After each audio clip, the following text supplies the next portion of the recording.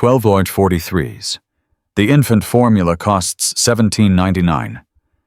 Grace's hands won't stop shaking. Her daughter Mia screams in the stroller, 10 months old, burning with fever, 9 hours without food. The cashier crosses her arms. Pay up or walk away. There's a line behind you. Grace reaches for the formula to put it back. Her vision blurs with tears. This is rock bottom. This is the end. Then the pharmacy doors explode open. 5 Hell's Angels. Leather. Boots. Eyes that have seen death. The biggest one looks at Mia, and something in his face breaks completely. Subscribe to my channel and stay with me until the very end of this story. Comment below and tell me which city you're watching from. I want to see how far this journey takes us. $12.43. Grace Hartley counted it again. Quarters, dimes, nickels. A few pennies scraped from the bottom of her purse from between the car seats from the cup holder that hadn't held coffee in weeks because coffee was a luxury she couldn't afford. $12.43. The infant formula cost $17.99. Mia screamed. The sound bounced off the pharmacy walls and hit Grace like a physical blow. 10 months old. 103-degree fever. 9 hours since her last bottle, because Grace had run out of formula that morning and couldn't leave her shift at the truck stop without losing the whole day's pay. Ma'am? The cashier didn't hide her irritation. Blonde hair pulled back too tight. Heavy makeup. Eyes that said she'd seen 1,000 broke mothers and stopped caring around number 50. There are people waiting. I know. Grace's voice came out as a whisper. You're 5,056 short. The cashier said it loud enough for the businessman behind Grace to huff with impatience, loud enough for the woman with the full cart to shake her head in disgust, loud enough for everyone in the pharmacy to know that Grace Hartley couldn't afford to feed her baby. Mia screamed louder. Her tiny face was red with fever and hunger, and the kind of desperate confusion that only babies feel when the world stops making sense. Please. Grace hated the word. Hated begging. She'd sworn after Nathan that she would never beg again. But her daughter was sick and hungry, and she had nothing left. Nothing but pride, and pride didn't fill bottles. She's got a fever. I'll bring the rest tomorrow. I get paid tomorrow morning, I swear. Do I look like a bank? The cashier crossed her arms. Pay the full amount or step aside. The businessman behind Grace checked his watch. The woman with the cart muttered something under her breath. Something about welfare mothers and bad decisions. Grace stood there, broken, holding a can of formula she couldn't buy while her baby screamed for food she couldn't give. Her hand reached for the formula. To put it back. To walk out empty-handed. To figure out anything like she always did. Then the doors opened. Not opened. Slammed. 5 men walked in. Leather jackets, heavy boots, patches on their backs that read, Iron Wolves MC, in bold white letters. They moved like they owned the air they breathed, like the laws of physics bent around them instead of the other way around. The cashier's face went white. The businessman practically ran for the exit, suddenly remembering an appointment he'd forgotten. The woman with the cart grabbed her purse and headed for the door, her complaints dying in her throat. Grace grabbed Mia's stroller and pulled it close. Her heart hammered against her ribs. In foster care, she'd learned to recognize danger. Men like this meant trouble. Men like this meant pain. She'd spent 3 years with Nathan learning what happened when powerful men noticed you. Don't look at them. Don't make eye contact. Just get out. She reached for the formula one more time. Leave it. The voice came from above her. Deep, gravel and smoke and something else. Something that sounded almost like pain. Grace looked up. The man was huge, 6'4" at least, shoulders that blocked out the fluorescent lights, gray-streaked beard that hadn't been trimmed in days, hands the size of dinner plates covered in scars and calluses. His jacket said VP Vice President. His face said he'd seen things that would keep normal people awake for years. But his eyes were locked on Mia. Not threatening, not predatory. They were wet. They were broken. They were looking at her daughter like she was a ghost. "How much is she short?" he asked the cashier without looking away from the baby. "Sir, I don't think I asked you a question." The cashier swallowed. Her attitude evaporated like morning fog. $5.56. The man pulled out his wallet, dropped a $100 bill on the counter like it was nothing. "Ring up everything she's got. Add the fever medicine behind you. The good kind, not the generic crap. And whatever diapers you've got in size 3. Sir, did I stutter?" The cashier grabbed the item so fast she nearly knocked over the register. Grace couldn't move, couldn't breathe, couldn't process what was happening. "I can't let you do this," she said. "Already doing it." "I don't even know you." "Name's Victor." He still hadn't looked away from Mia. "Hawk, if you're feeling formal. Now you know me." "Why would you— How old—" He cut her off. "What? Your girl, how old is she?" 10 months. Something flashed across Victor's face. Pain. Raw and fresh, like a wound that had never healed. Like someone had reached into his chest and ripped out something vital. "She's beautiful." His voice cracked on the word. "Looks just like—" He stopped, cleared his throat, looked away for the first time since he'd walked in. $84.67, the cashier announced. Her voice was small now, scared. "Would you like a bag?" "Give her 2 bags. And throw in some food from aisle 3. Crackers, juice, whatever looks like she might eat it." "I don't need—" Grace started. "When's the last time you ate?" The question hit her like a slap. "I'm fine." "That's not what I asked." Victor's eyes found hers for the first time. Gray-blue like storm clouds over the ocean. "You're shaking. You're pale. Your lips are cracked from dehydration, so I'll ask again. When's the last time you ate?"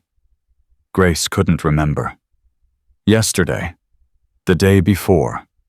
She'd given her last package of crackers to Mrs. Jenkins, the elderly neighbor who watched Mia when Grace worked doubles.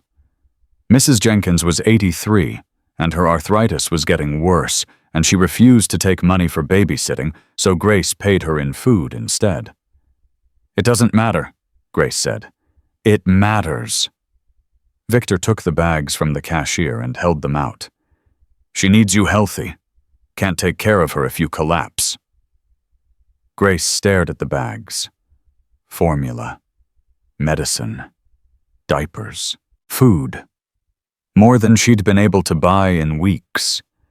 From a stranger. A biker. A man covered in patches and tattoos who looked like he could crush her skull with one hand. "Why?" she whispered. Victor didn't answer right away. He looked at Mia again. Really looked.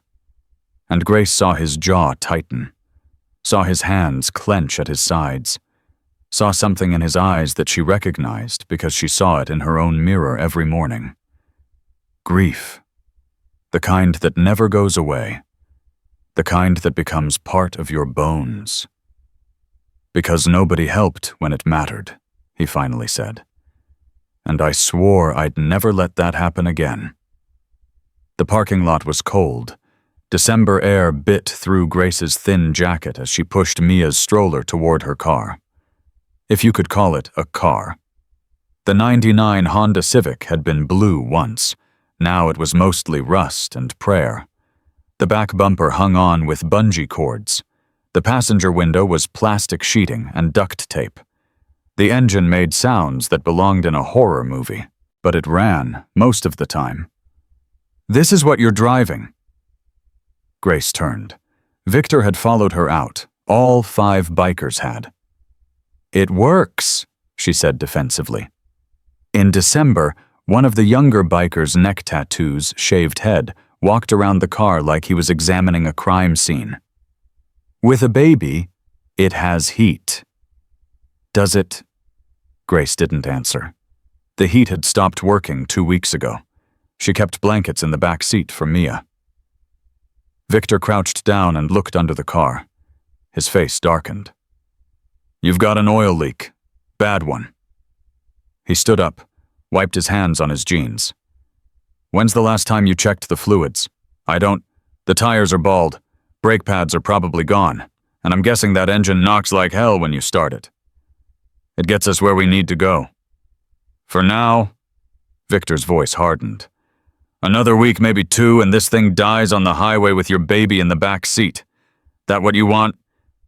Grace's throat tightened. She knew the car was dying. She'd known for months. But mechanics cost money. And money was something she didn't have. "I'll figure it out," she said. "You'll figure it out." Victor repeated the words like they tasted bad. "That what you tell yourself when things fall apart? That you'll figure it out? It's worked so far. Has it?" He gestured at the car, at her worn shoes, at the pharmacy they'd just left. "Because from where I'm standing, it looks like you're drowning, and you're too proud to ask for a hand." Grace's eyes stung. "Don't cry. Don't you dare cry in front of him." "I don't need charity." "Good, because I'm not offering charity." Victor pulled a card from his jacket. Plain white. Black letters. Just a name and a phone number. "I'm offering help. There's a difference." Grace looked at the card, but didn't take it. "What's the catch?" "No catch." There's always a catch. She'd learned that lesson young. In foster homes where kindness came with conditions, in relationships where love meant control, with Nathan who'd started out as a prince and ended up as a prison. Nobody gives something for nothing. Victor studied her for a long moment. Something shifted in his expression. Recognition, maybe. Understanding. "You're right," he said finally. "There is something I want." Grace's stomach dropped. Here it comes. The price. The trap. The thing that would make all of this make sense in the worst possible way. "I want you to call me tomorrow." Victor's voice was quiet, steady. "Let me fix this car so your daughter doesn't freeze to death in the back seat. And maybe," he paused, "maybe let yourself trust that not everyone's out to hurt you." He held out the card again. "That's it. That's the catch." Grace's hand trembled as she took it. Victor Brennan. 5555-847-9923. "Why do you care?" she asked. "You don't know me. You don't know anything about me." "I know enough." Victor stepped back. "I know you're working yourself to death trying to keep that baby fed. I know you're one bad week away from losing everything. And I know that look in your eyes." "What look? The one that says you've been alone so long you forgot what help looks like." Grace couldn't breathe. "Get in the car." Victor's voice softened. "Diesel's going to follow you home. Make sure you get there safe. Tomorrow morning you call me. We'll figure out the rest." "And if I don't call?" Victor almost smiled.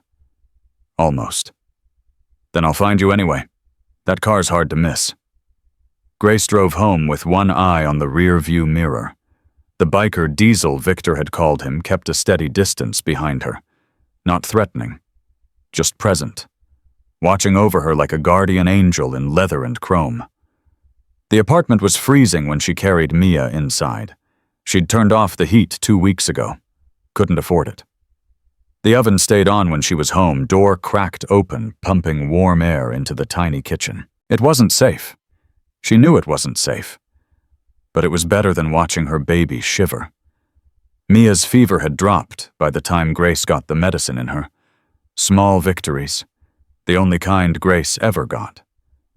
She made a bottle with the new formula and held Mia close while she ate. The baby's eyes drooped, fighting sleep, fighting sickness, fighting everything. "I'm sorry," Grace whispered. "I'm so sorry, baby. Mama's trying. I promise I'm trying." Mia finished the bottle and finally slept. Grace put her in the crib second-hand, wobbling, held together with zip ties, and collapsed onto the mattress on the floor. She should eat. The crackers Victor bought were in the bag by the door. Her stomach ached with emptiness, but her body wouldn't move. Her eyes wouldn't stay open. She fell asleep with Victor's card still clutched in her hand. The nightmare came at 3 a.m.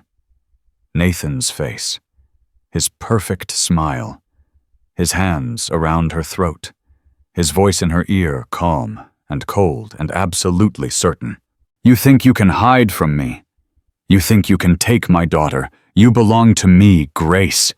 You'll always belong to me." She woke up gasping. Mia was crying. Grace stumbled to the crib, heart-pounding, hands shaking. Checked the baby's temperature. Normal. Changed her diaper.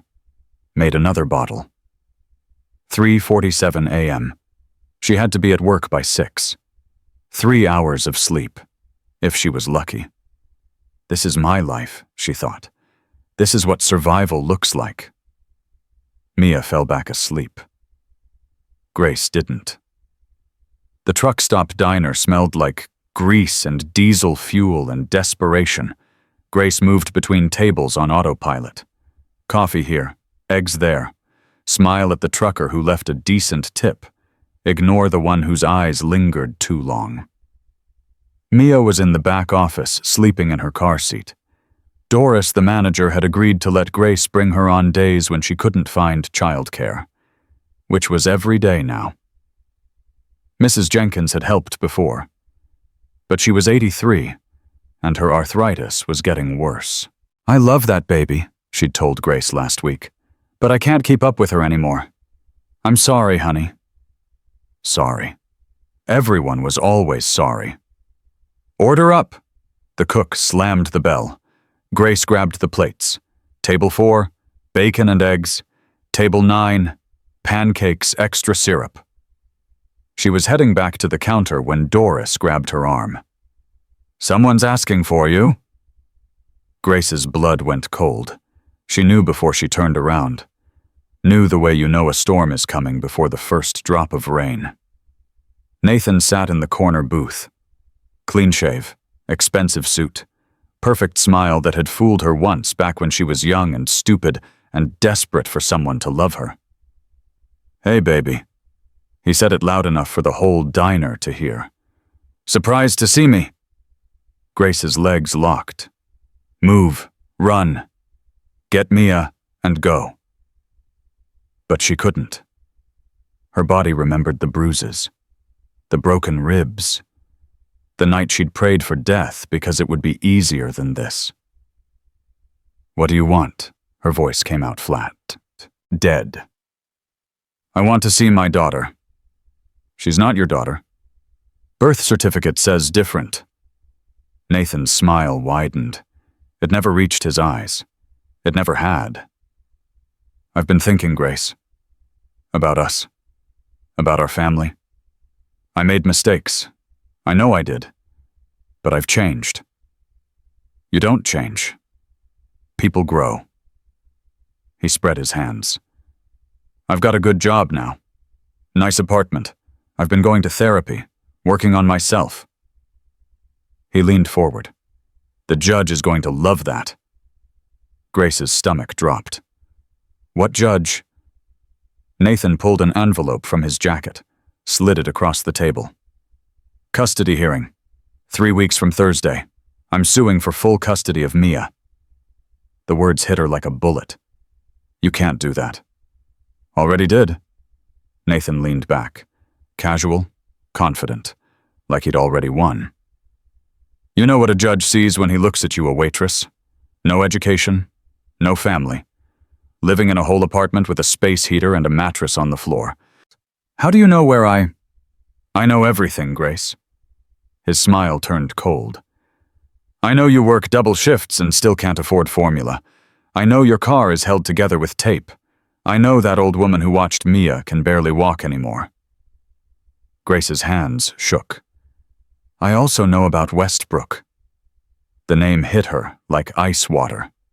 Westbrook. The group home where she'd spent 2 years as a teenager. The incident that had almost landed her in juvenile detention. The file that was supposed to be sealed. "That's sealed," she whispered. "Nothing's sealed when you know the right people." Nathan stood up, dropped a 50 on the table. "I'm giving you a choice, Grace. Come back to me willingly, and we can be a family again. Fight me in court and I'll destroy you." He straightened his tie. 3 weeks, baby. Think about it." He walked out. Grace stood frozen, holding the custody papers, watching her entire world collapse around her. She made it to the bathroom before she shattered.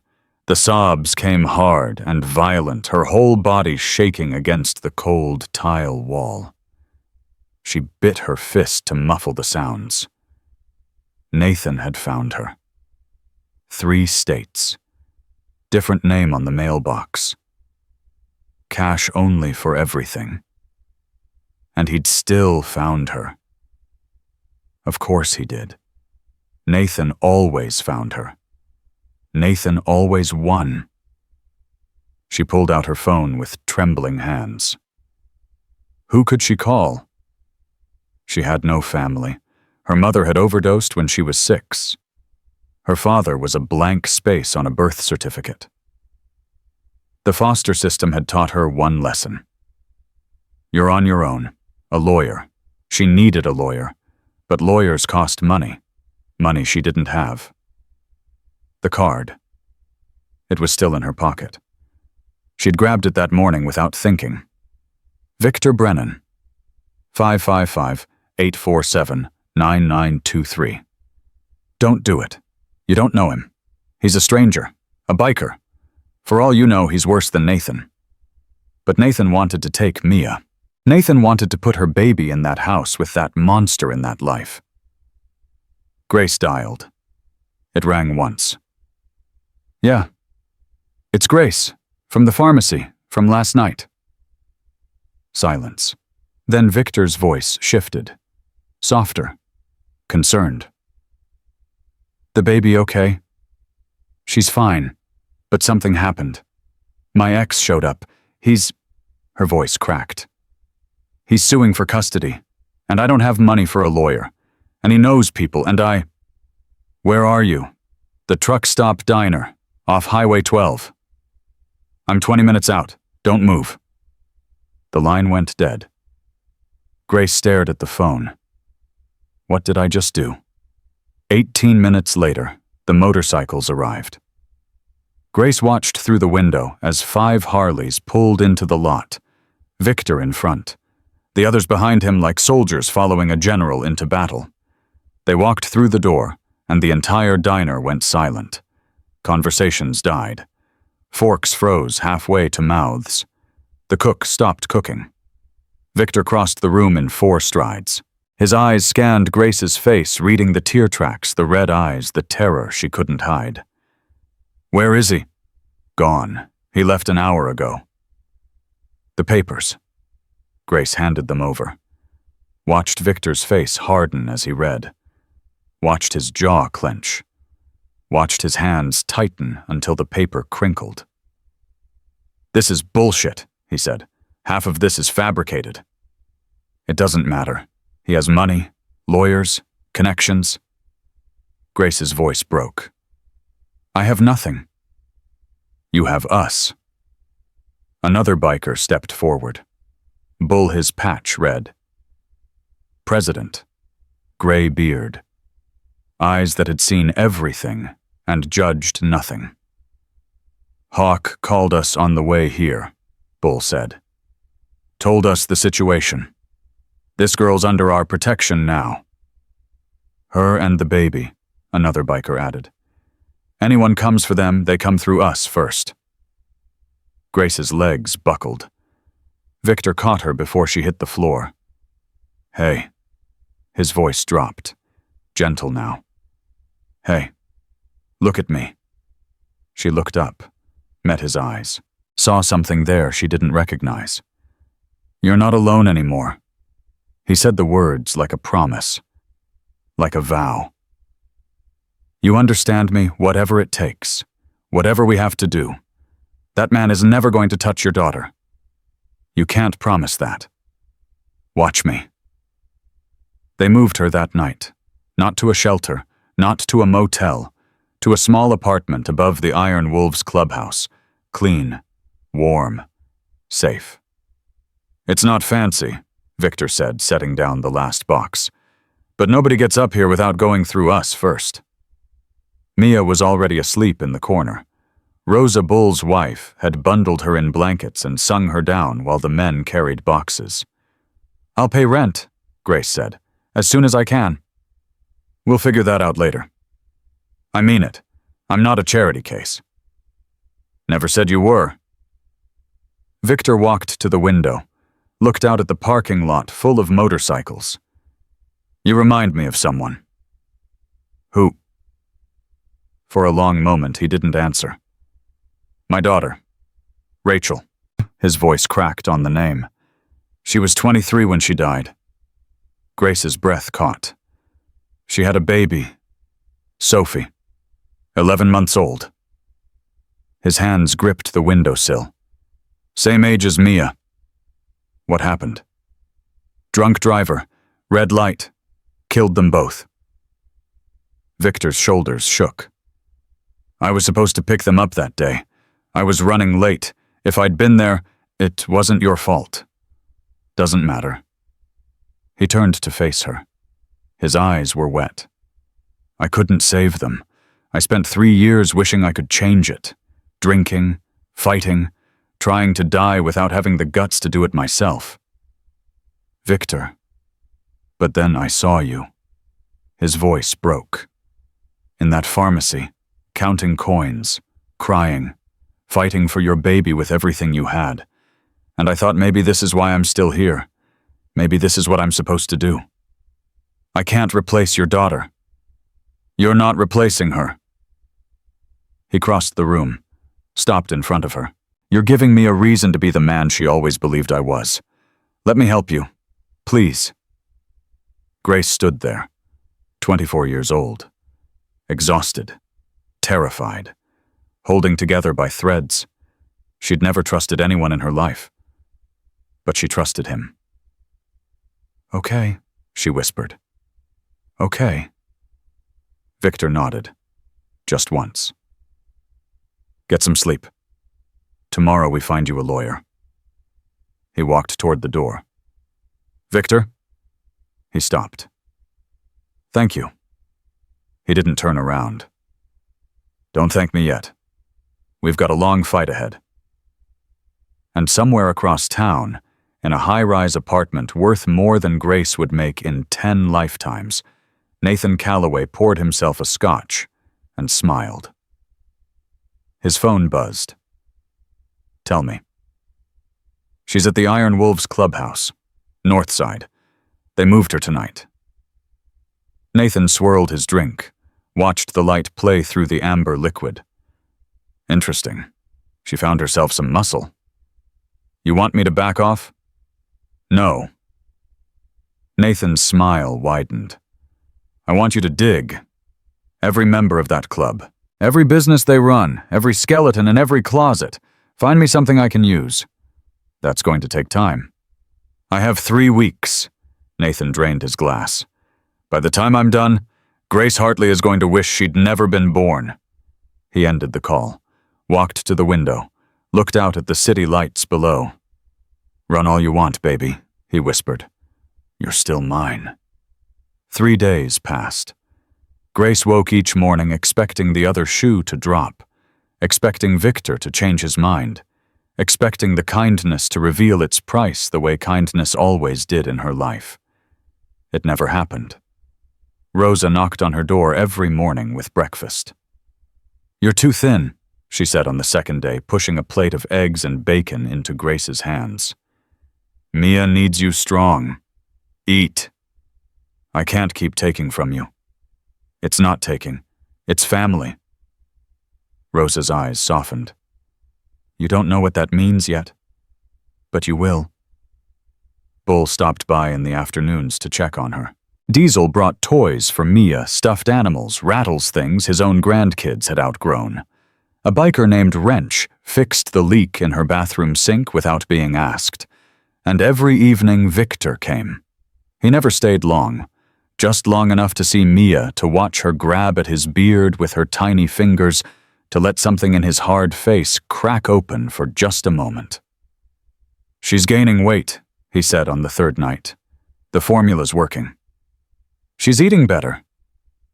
Grace stood in the small kitchen making coffee she didn't really want, because it gave her hands something to do. "Sleeping better, too. The fever's completely gone."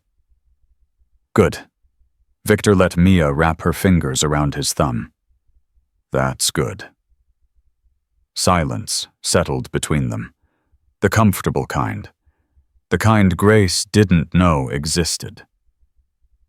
"I called a lawyer today," Victor said. "Patricia Webb. She's good, grew up around the club. Her dad was a member back in the day. Now she runs a family law practice downtown." When Grace's hands tightened on the coffee mug. "I can't afford a lawyer.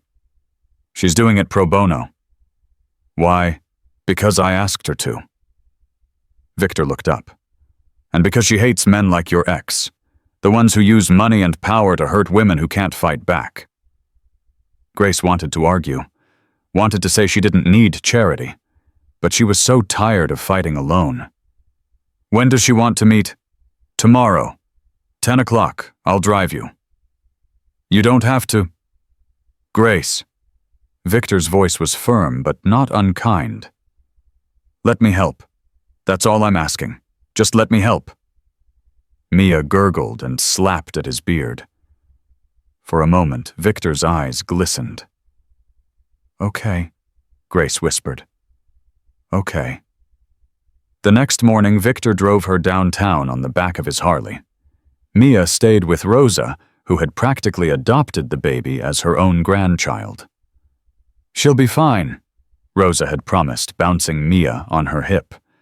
"Go handle your business. We'll be here when you get back." Patricia Webb's office was on the 4th floor of an old brick building, but inside everything was sharp and organized. Degrees on the walls, case files in neat stacks, a woman behind the desk who looked like she could argue God himself into submission. "Grace Hartley." Patricia stood and extended her hand. Mid-40s. Sharp eyes, hair pulled back in a no-nonsense bun. "I've heard a lot about you. From Victor, from the papers your ex filed." Patricia gestured to the chairs across from her desk. "Sit down. We have a lot to discuss." Victor took the chair by the door. Grace sat across from Patricia and felt like she was waiting for a verdict. "I'm going to be straight with you," Patricia said, opening a folder. "Nathan Calloway has money, he has connections, and he has a legal team that specializes in making mothers look unfit." Grace's stomach dropped. "So I'm going to lose." "I didn't say that." Patricia leaned forward. "I said he has resources, but resources don't win cases. Evidence wins cases. And right now, all Nathan has is money and accusations. He has my juvenile record, which is sealed. He got access somehow." Patricia's eyes narrowed. "That's interesting.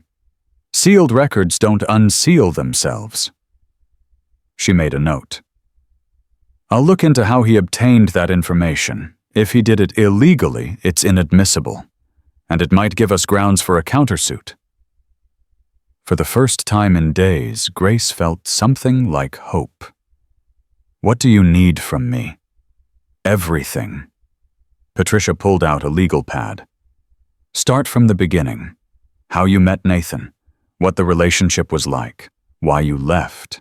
Every detail, no matter how small. Grace took a breath, and she told her everything. The way Nathan had swept into her life when she was 21, working at a coffee shop, barely surviving. He'd been charming, attentive, the first person who'd ever made her feel seen. The flowers, the compliments, the future he promised.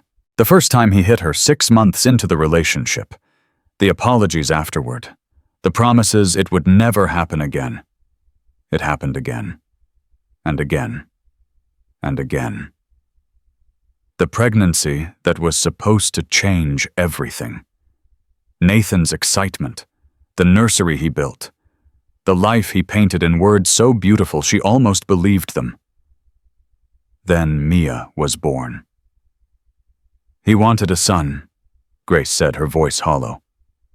When they told him it was a girl, something changed in his eyes. He looked at Mia like she was defective. Patricia's pen stopped moving. Did he ever hurt Mia? No. He wouldn't touch her, wouldn't hold her, wouldn't even look at her. Grace's throat tightened. But he hurt me in front of her, while she was in the room. How often? Every week, sometimes more. Victor shifted in his chair. Grace couldn't look at him, couldn't bear to see what was in his eyes. I left when Mia was 2 months old, she continued. Nathan was at work. I packed 1 bag, took everything I could carry, drove 3 days straight until I ended up here. Did you file a police report? No. Why not? Grace laughed bitterly. Nathan has cops on his payroll. He told me once when he was drunk. Said if I ever tried to report him, he'd have me arrested instead. Said he had friends who could make anything happen. Patricia set down her pen. Grace, look at me. Grace looked up. I've handled cases like this before. Men who think their money makes them untouchable. Men who use the system to abuse women who can't fight back. Patricia's voice was steel. They're not untouchable. And we're going to prove it. How? By building a case so solid that no judge in their right mind would give him custody. Patricia stood and walked to her filing cabinet. I need documentation, medical records, photos, anything that shows what he did to you. I don't have any of that.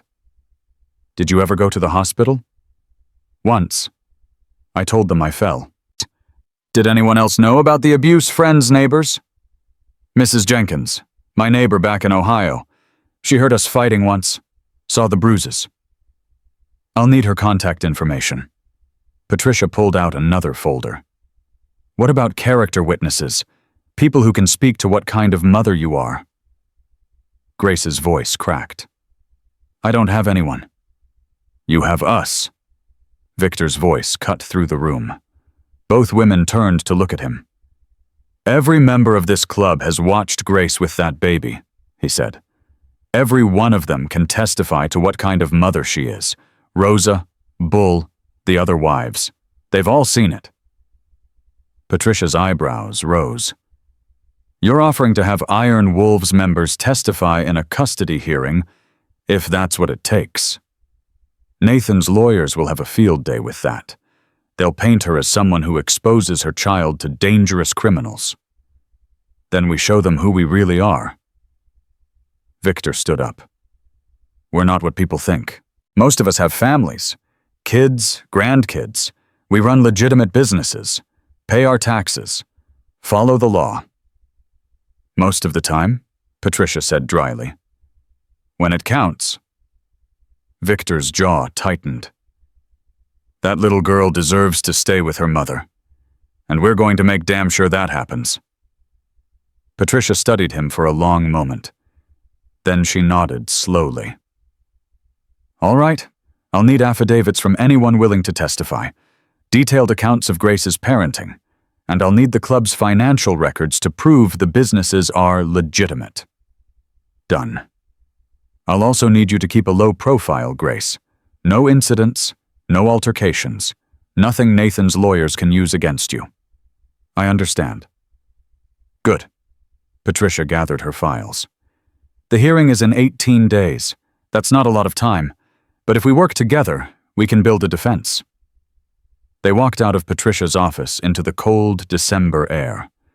Victor handed Grace the spare helmet without a word. Thank you, she said, for finding her, for all of this. Don't thank me yet. Victor swung onto the bike. We've got a long road ahead. Grace climbed on behind him, wrapped her arms around his waist. Victor. Yeah. Why did you really help me that night in the pharmacy? You didn't know anything about me. Didn't know I was running from someone. Didn't know about Nathan. Victor didn't answer right away. The engine rumbled beneath them. You really want to know? Yes. He turned his head slightly. Just enough for her to hear. Because when I saw Mia crying in that stroller, I saw Sophie, my granddaughter, 11 months old when she died. His voice cracked. And when I saw you counting those coins, I saw Rachel, my daughter, fighting for her baby with everything she had. Grace's arms tightened around him. I couldn't save them, Victor said. I was 20 minutes late. 20 minutes. And by the time I got there, the ambulance was already gone. I'm so sorry. I spent 3 years drinking myself to death, hoping I'd crash the bike, hoping something would end it. He kicked the bike into gear. Then I saw you, and I thought maybe this is my second chance. Maybe this is what I'm supposed to do. Help people who need it, the way I should have helped them. They rode in silence back to the clubhouse. Grace held on tight, her face pressed against the leather of his jacket, crying tears that the wind swept away before they could fall. A week passed. Grace fell into a rhythm. Mornings with Mia, afternoons working at the auto shop the club owned, answering phones, scheduling appointments, making herself useful. Evenings helping Rosa cook dinner for whoever showed up hungry. She'd never had a routine before. Never had people who expected her to be somewhere. Not because they needed something from her, but because they wanted her there. It was terrifying. It was wonderful. You're good with the customers, Bull told her one afternoon. He'd stopped by the shop to check on things and found Grace charming a grumpy old man whose truck needed a new transmission. Really good. I worked at a diner for 2 years. You learn to handle difficult people. This one's more than difficult. That's Earl Patterson. He's been coming here for 15 years and never once said thank you. He said it today. Grace smiled. Twice. Bull laughed a deep rumbling sound that shook his whole body. Rosa was right about you. Right about what? She said you were special. Said there was something about you that reminded her of her sister. Her sister. Bull's smile faded slightly. She died young. Cancer. Left behind 2 kids who had nobody. What happened to them? Rosa raised them. Both of them. Worked 3 jobs to put them through school. He shook his head. That's why she took to you so fast. She knows what it's like to fight for family when the world's trying to tear you apart. Grace's eyes stung. I don't know how to thank her. Thank any of you. You don't have to. That's not how this works. Bull put a heavy hand on her shoulder. You're one of us now, and we take care of our own. That night, Grace put Mia to bed and sat by the window, watching the parking lot below. A few bikes were still there. Music drifted up from the clubhouse. Laughter. Voices. Family. She'd never had one before. Not really. The foster homes had been revolving doors. The group homes had been survival. Nathan had been a prison disguised as love. But this felt different. Her phone buzzed. Unknown number. Grace's blood went cold. She answered. Hello? Hey, baby. Nathan's voice slithered through the phone like a snake. Miss me? Grace's hand shook. How did you get this number? I told you. I know people. His tone was casual, almost friendly. How's my daughter? She's not your daughter. The law says different. In 17 days, a judge is going to say different too. You're not going to win. Nathan laughed. You think those bikers can protect you? You think that lady lawyer is going to save you? His voice dropped. I know things, Grace. Things about that club. Things that could put every single one of them behind bars. Grace's stomach lurched. You're lying. Am I? She could hear his smile. Ask your friend Victor about the warehouse fire in 2019. Ask him about the insurance money. He paused. Ask him what really happened to Vincent Moreno's operation 3 years ago. You're making this up. Then why are you shaking? Grace looked down. Her hand was trembling so hard the phone nearly slipped from her grip. 17 days, baby. That's all you have left. And when this is over, Mia's coming home with me, where she belongs. The line went dead. Grace sat frozen. Her heart pounded in her ears. Nathan knew about the club, knew things that sounded like leverage, like weapons. She should tell Victor. But what if it was true? What if the people protecting her had secrets that could destroy them all? She didn't sleep that night. When morning came, she found Victor in the clubhouse kitchen drinking coffee and reading the paper like the world wasn't falling apart. We need to talk, she said. Victor looked up, saw her face, set down his cup. What happened?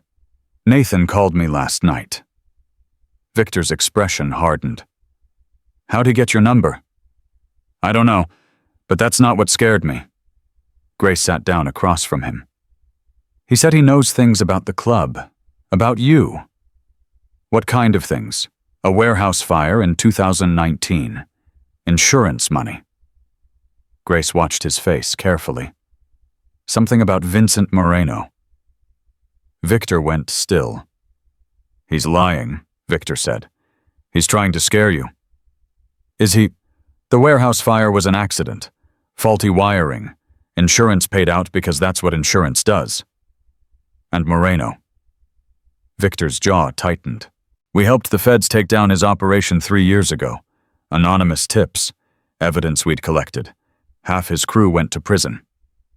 So Nathan's fishing. Nathan's desperate. Victor leaned forward. He's trying to shake you. Make you doubt the people protecting you. Don't let him. Is there anything to find? Victor's eyes met hers. Every club has history, Grace. Every person has things they're not proud of. But nothing that would hold up in court. Nothing that would change what's happening here. You're sure? I'm sure. But something flickered in his eyes. Something that looked almost like fear. Grace wanted to believe him. She wasn't sure she did. 2 days later, Patricia called with news. We have a problem. Grace's stomach dropped. What kind of problem? Nathan filed a motion to expedite the hearing. Claims Mia is in immediate danger living at the clubhouse. Patricia's voice was tight with anger. He submitted photographs. Photographs of what? You getting on Victor's motorcycle, walking into the clubhouse, carrying Mia past a row of Harleys. Patricia paused. He's been watching you, Grace. He has someone following you.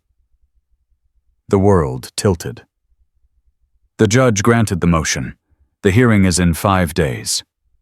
5 days? Grace's voice cracked. That's not enough time. I know. I'm filing an objection, but I don't think it'll work. Nathan's lawyer is good, connected. He knows how to play the system. Grace's legs gave out. She sank onto the couch phone pressed to her ear, trying to remember how to breathe. There's something else, Patricia said quietly. What? Nathan submitted a character affidavit from someone who claims to have witnessed you neglecting Mia. That's impossible. I've never neglected her. The affidavit is from someone named Margaret Jenkins. Grace's blood turned to ice.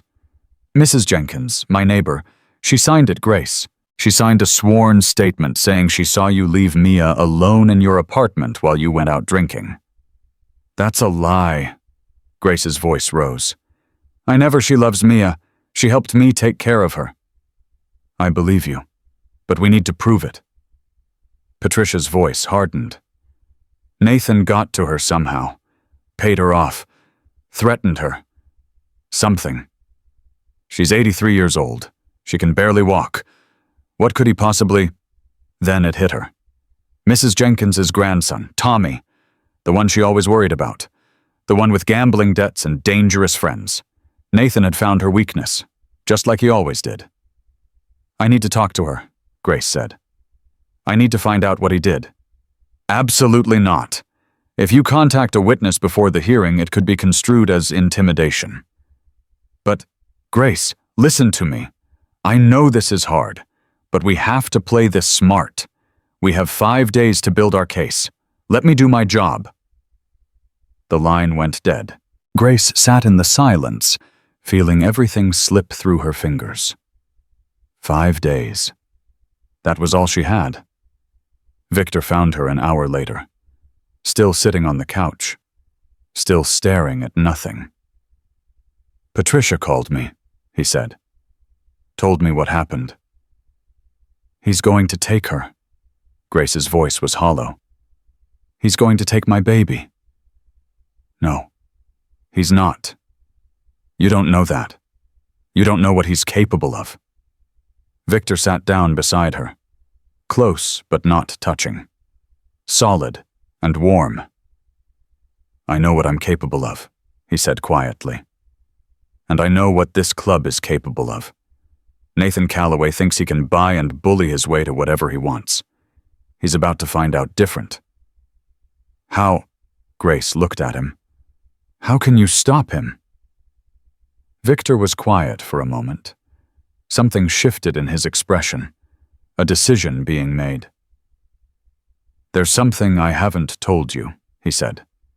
About Nathan. About his business. What? 3 years ago, his operation crossed paths with ours. He was connected to people we helped take down. We collected information during that time. Insurance, in case things ever went sideways. Grace's heart stopped. You have evidence against Nathan. Enough to bury him. Then why haven't you? Because using it would expose how I got it. Victor's voice dropped.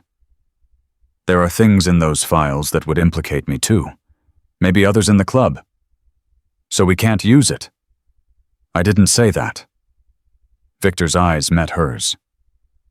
I said using it has consequences. Consequences I'm willing to accept. Victor, you could go to prison. Maybe. He took her hand, squeezed it. But at least I'd know I did the right thing. For once in my miserable life, I'd know I did something that mattered. Tears streamed down Grace's face. Why would you sacrifice everything for us? Victor looked at her for a long moment. Because you gave me something I'd lost, he said. Hope. Purpose. A reason to be better than I was. And he wiped a tear from her cheek. You saved me, Grace. Long before I ever saved you. The clubhouse door opened. Bull walked in. His face was grim. We've got a problem, he said. Nathan's guy, the one following Grace. We caught him. Victor stood. Where is he? Downstairs, tied to a chair. Bull's eyes were hard. And he's talking, a lot. They went downstairs. Grace followed despite Victor telling her to stay. The man in the chair was young, late 20s, expensive clothes now torn and dirty, a camera around his neck, terror in his eyes. Please, he gasped. I was just doing a job, following orders. Bull stood over him like a mountain. Whose orders? Nathan Calloway. He hired me through a PI firm. Said he needed surveillance on his ex. What else did he hire you to do? The man hesitated. Bull's fist connected with his jaw. I asked you a question. Okay. Blood dripped from the man's lip. He wanted dirt on the club, on your businesses, on anything he could use. Did you find anything? No, nothing illegal, I swear. You're all clean. Victor stepped forward. What about the old woman, Margaret Jenkins? Did Nathan send someone to her? The man's face paled. I don't know anything about that. You're lying. I'm not, I just do surveillance. I don't know about any old woman. Victor grabbed him by the collar. Then who does? There's another guy. The man's voice shook. Nathan has another guy who handles the persuasion stuff. Name's Vince. Vincent Moreno. Victor's blood ran cold. Vincent Moreno. The man whose operation they'd helped destroy 3 years ago. The man who'd sworn revenge on everyone involved. Where is he? Victor demanded. I don't know, I swear. We've never met face to face. Victor let him go. Stepped back. Looked at Bull. Moreno's bad news, Bull said quietly. He's connected. Cartel money. Dirty cops. I know. If he's involved in this, it's bigger than a custody case. I know. Grace's voice cut through the tension. Who is Vincent Moreno? Neither man answered. Tell me. Her voice hardened. If my daughter is in danger, I deserve to know. Victor turned to face her. His expression was the hardest she'd ever seen. Moreno is a fixer. He makes problems disappear. Witnesses, evidence, people. His voice dropped. 3 years ago, he worked for a drug ring we helped shut down. Half his guys went to prison. He swore revenge on everyone involved. Including you. Including me. Grace's knees buckled.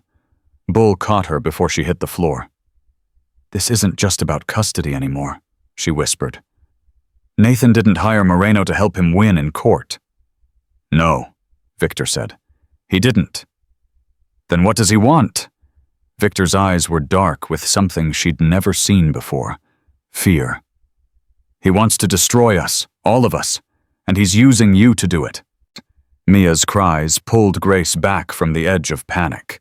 She pushed past Victor, and Bull took the stairs 2 at a time, burst through the apartment door. Mia stood in her crib face, red with tears, arms reaching for her mother. I'm here. Grace scooped her up, held her tight against her chest. Mama's here.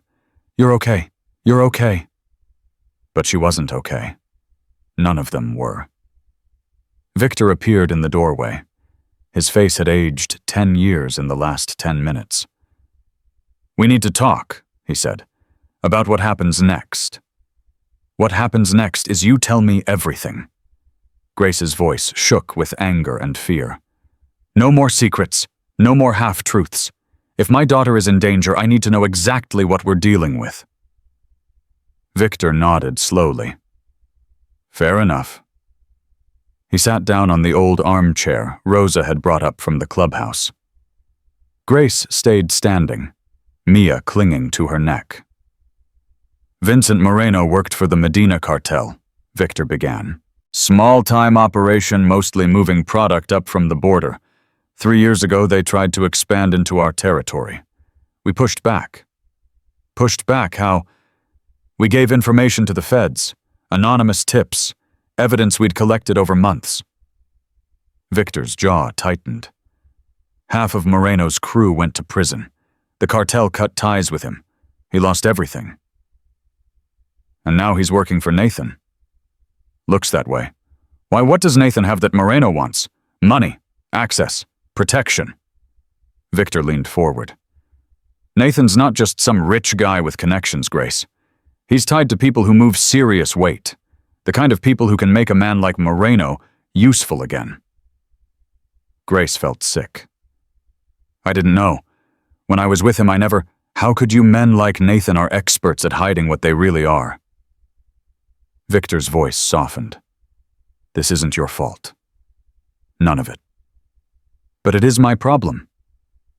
Our problem. Victor stood up. This club took you in, made you family. Whatever comes next, we face it together. Even if it means prison, even then. Mia had stopped crying.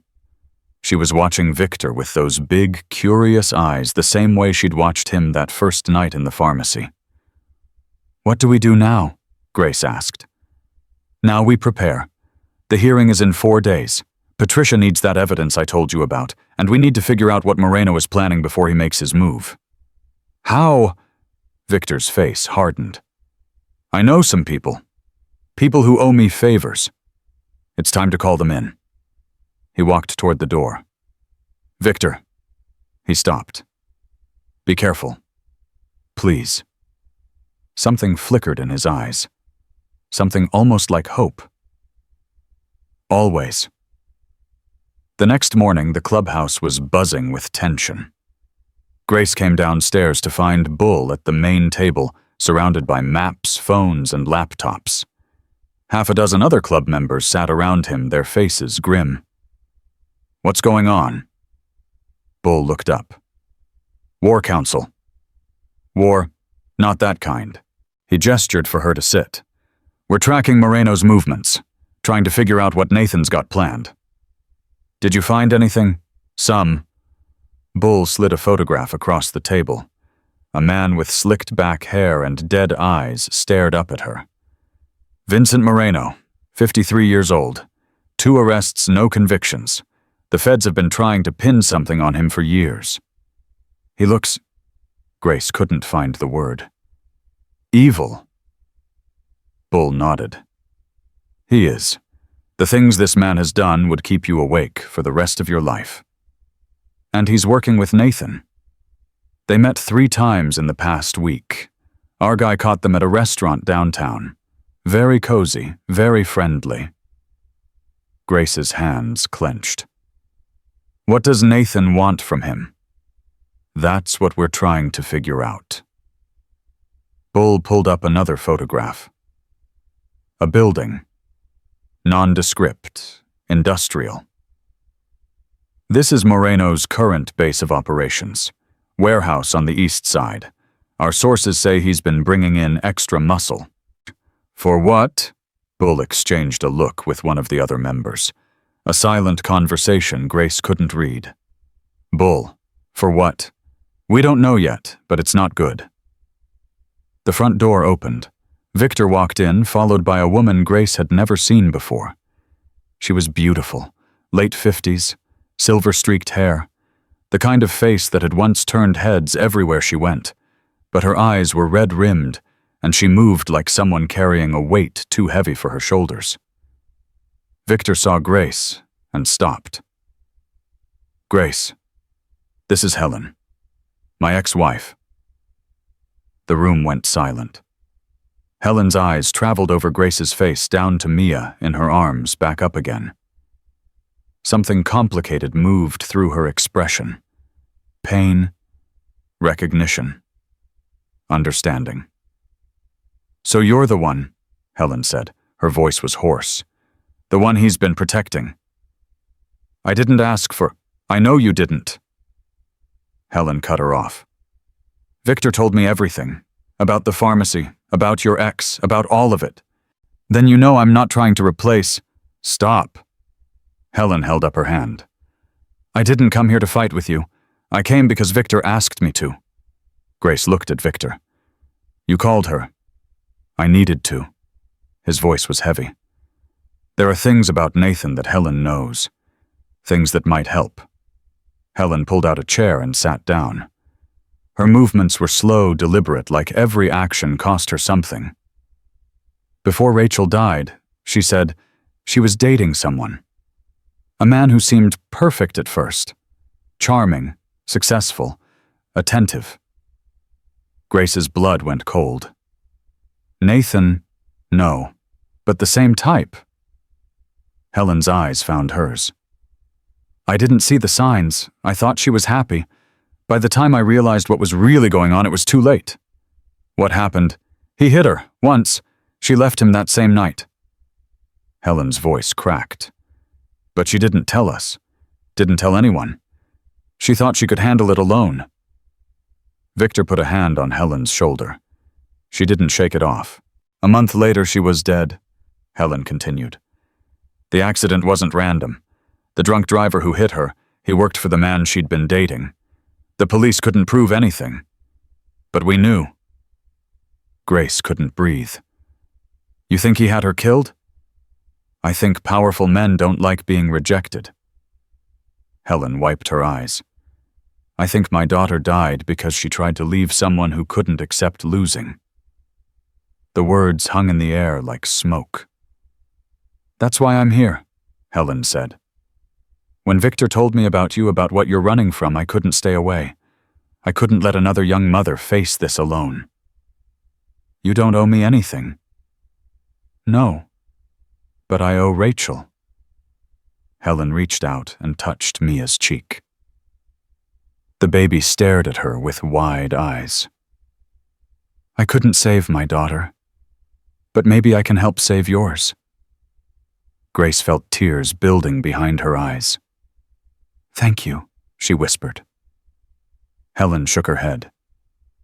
Don't thank me yet. I haven't told you the useful part.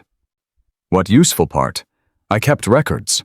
After Rachel died, I became obsessed with men like the one who hurt her.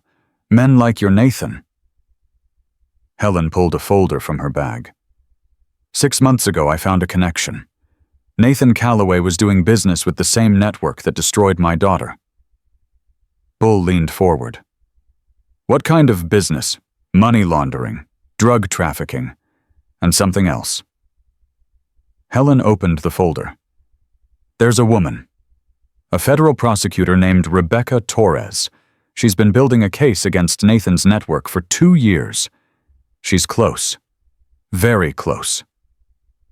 Victor's eyes narrowed. How do you know this? Because I reached out to her after Rachel died. Helen's voice hardened. I told her everything I knew. She couldn't use most of it, but she believed me. And she's been feeding me information ever since. Why didn't you tell me? Victor demanded. Because you were drowning in whiskey and self-pity. Helen met his eyes without flinching. And because I wasn't sure I could trust you to be useful. But now, she looked at Grace and Mia. Now you've got something worth fighting for. And so do I. Bull slammed his hand on the table. This changes everything. If we can connect with this prosecutor, give her what we have on Nathan. It's not that simple. Helen cut him off. Rebecca can't know about the club's involvement. If she finds out you're connected to this, it compromises her whole case. Then how do we use this?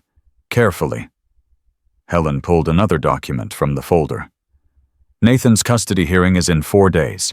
If he wins, he takes Mia. If he loses, he'll disappear. Go somewhere the feds can't reach him.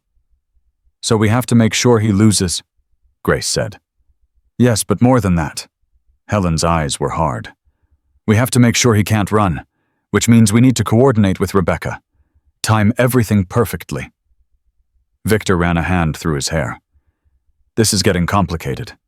It's been complicated since the moment Grace walked into that pharmacy. Helen stood up.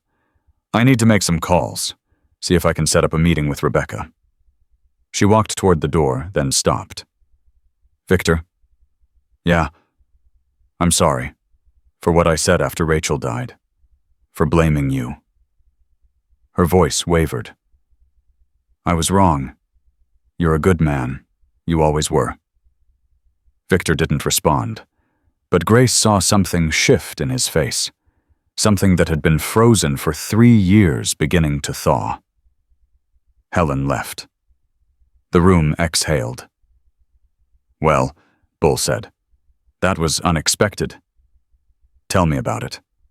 Victor sank into a chair. I haven't seen her in 2 years. Thought she hated me. Maybe she did. Bull shrugged. People change. Grace sat down next to Victor, Mia, drowsy in her arms. She's right, you know, she said quietly. About you being a good man. Victor shook his head. I'm not. You are. Grace cut him off. You just don't see it yet. Their eyes met. Something passed between them. Something neither of them was ready to name. Mia yawned and snuggled closer to her mother. Get some rest, Victor said. Both of you. Tomorrow's going to be a long day. The next day, everything changed. It started with a phone call at 6 in the morning. Patricia's voice was sharp with panic. They moved the hearing? Grace sat up in bed, heart pounding. What? Nathan's lawyers filed an emergency motion last night. The judge granted it. Patricia took a breath. The hearing is tomorrow, Grace. 9 o'clock tomorrow morning. That's impossible. We're not ready. I know. That's why I'm calling. Patricia paused. There's something else. What? Nathan submitted new evidence. A recording. Grace's blood turned to ice. What recording? A conversation between you and someone named Victor Brennan. Nathan's claiming it proves you've been conspiring with criminals to keep Mia away from her father. The room spun. He was recording us. Someone was. My guess is the PI or Moreno's people. Patricia's voice tightened. Grace, I need you to tell me exactly what was said in every conversation you've had with Victor. Every word. Grace tried to think. Tried to remember. But her mind was a hurricane of terror. I don't know. We talked about the custody case, about my past, about Nathan being dangerous. Did Victor ever mention doing anything illegal to protect you? No. I mean, he said he had evidence against Nathan, but he didn't say how he got it. Patricia cursed. That's probably enough. If Nathan's lawyers can frame that as a conspiracy to obstruct justice, we weren't conspiring. We were trying to protect Mia. I know that, but perception matters. And right now the perception is that you moved in with a motorcycle gang and started plotting against your child's father. Grace wanted to scream, wanted to break something, wanted to go back in time and never walk into that pharmacy. But she couldn't do any of those things. What do? We fight? Patricia's voice steadied. Get Victor. Get everyone. We're having a war council of our own. An hour later, Patricia arrived at the clubhouse. The main room was packed. Bull, Victor, Rosa, Helen, a dozen other club members and their wives, all of them ready to fight. Patricia spread her files across the table. Here's where we stand. Nathan has money connections and a recording that makes Grace look like she's conspiring with criminals. The judge is already sympathetic to his claims about Mia being in danger. What do we have? Bull asked. Character witnesses. Documentation of Grace's parenting. Patricia looked at Victor. And evidence of Nathan's criminal activity. If we can use it. Use it, Victor said. All of it. Victor, Patricia's voice sharpened. I told you if we use that evidence, it exposes how you obtained it. You could go to prison. I don't care. You should care.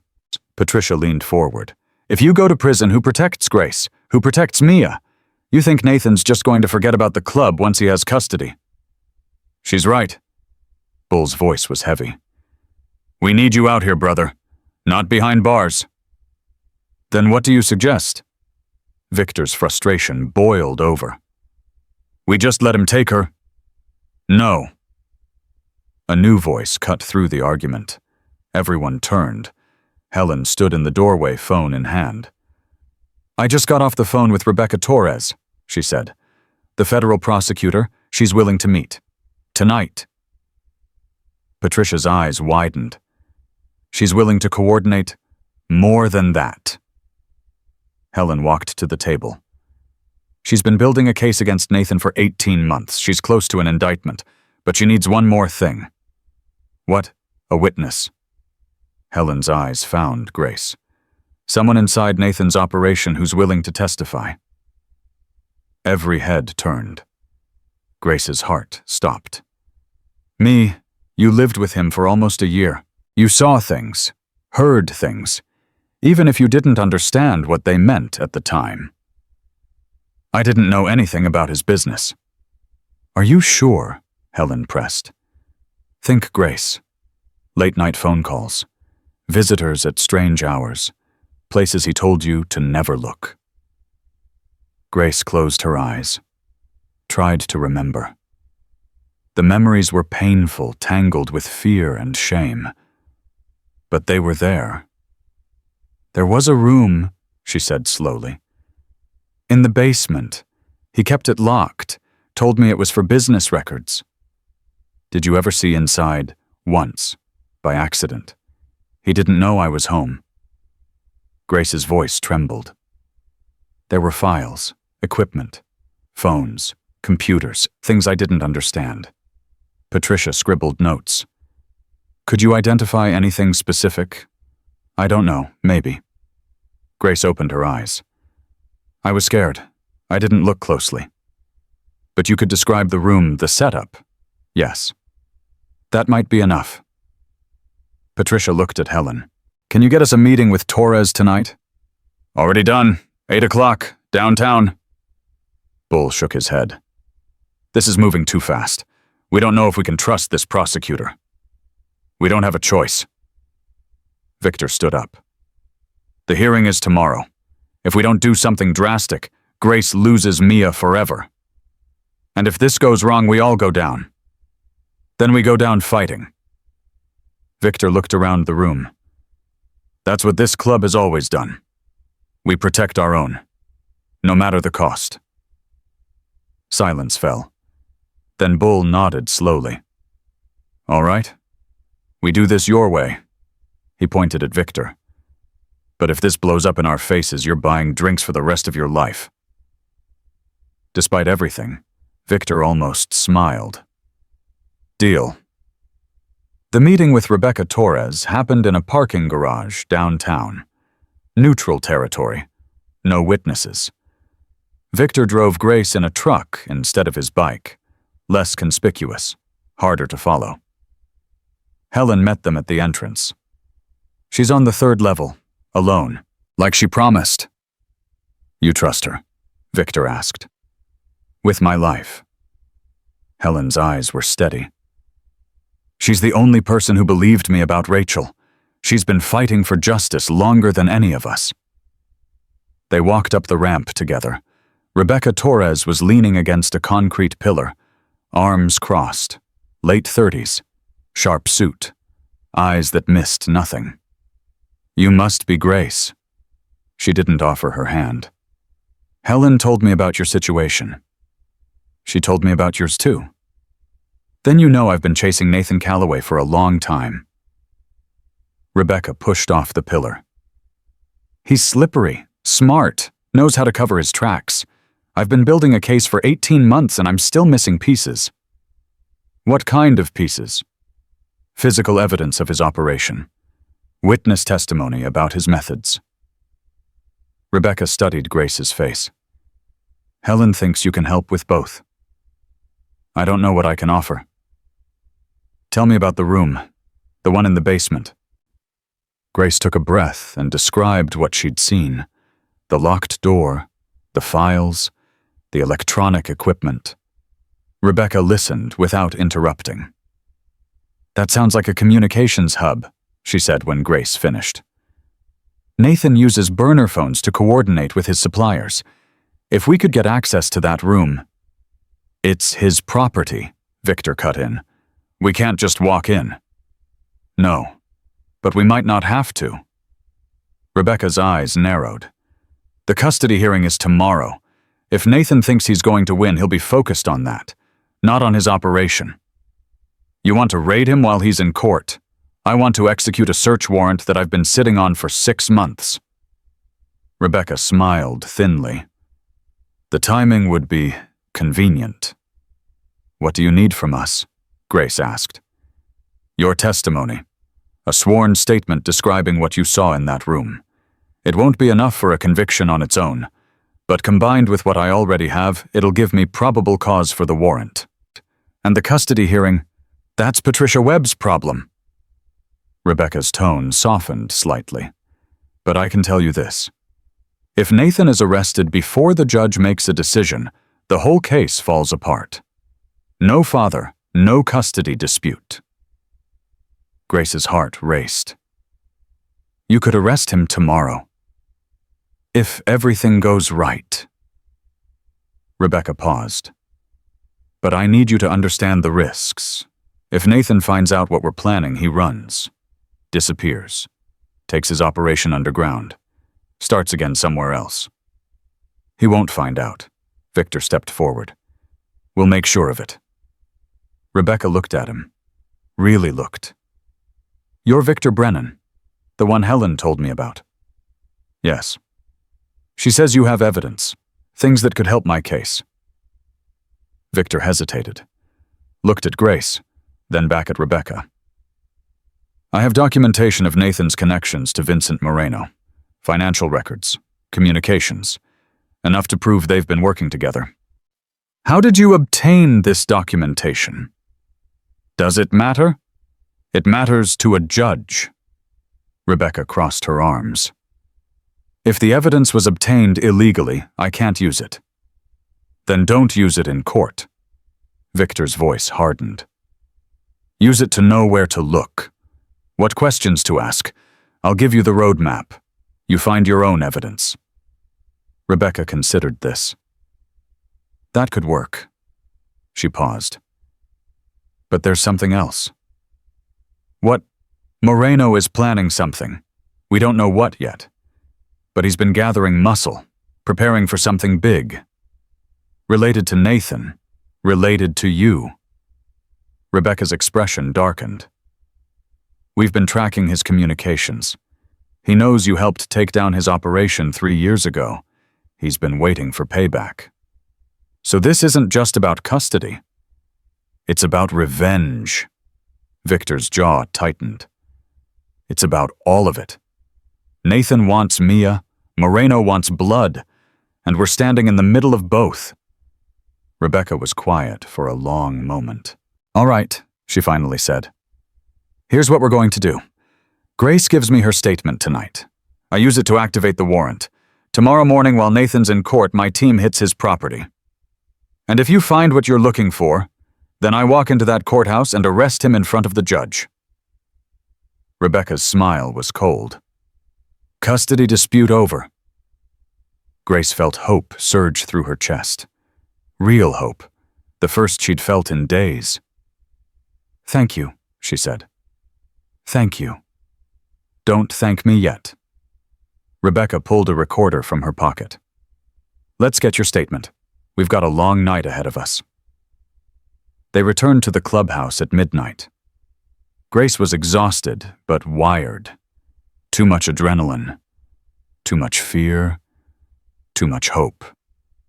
Victor walked her to the apartment door. Try to get some sleep. Tomorrow's going to be intense. I don't think I can sleep. Try anyway. He started to turn away. Victor. He stopped. What happens after tomorrow if this works? If Nathan gets arrested and I keep Mia, then you get to live your life. His voice was soft. Whatever that looks like. What if I want it to look like this? Grace gestured at the clubhouse around them. This place. These people. You. Victor was quiet for a long moment. You deserve better than an old biker with too much baggage. Maybe I don't want better. She stepped closer. Maybe I want someone who showed up when I had nothing. Someone who risked everything to protect my daughter. Someone who looked at Mia like she was Sophie. Victor's voice cracked. I know. That's why that's not what I was going to say. Grace reached up and touched his face. You look at Mia like she matters, like she's worth fighting for, like she's family. She is family. They stood there inches apart, the weight of everything between them. After tomorrow, Victor said quietly, If we survive this, we'll talk. Promise. Promise. He turned and walked away. Grace watched him go. Then she went inside, checked on Mia, and lay down on the bed. Tomorrow would decide everything. But tonight, for just a few hours, she let herself believe in a future she'd never dared imagine. The morning came too fast. Grace opened her eyes at 5:47 a.m., 13 minutes before her alarm. Mia was still sleeping, one tiny fist pressed against her cheek, breathing soft and steady. Today. Everything happens today. She got up quietly, showered, put on the clothes Rosa had bought her for the hearing. A simple navy dress, low heels, nothing flashy, nothing that said biker's girlfriend or unfit mother or any of the other labels Nathan's lawyers would try to pin on her. Patricia had been clear. Look respectable. Sound respectable.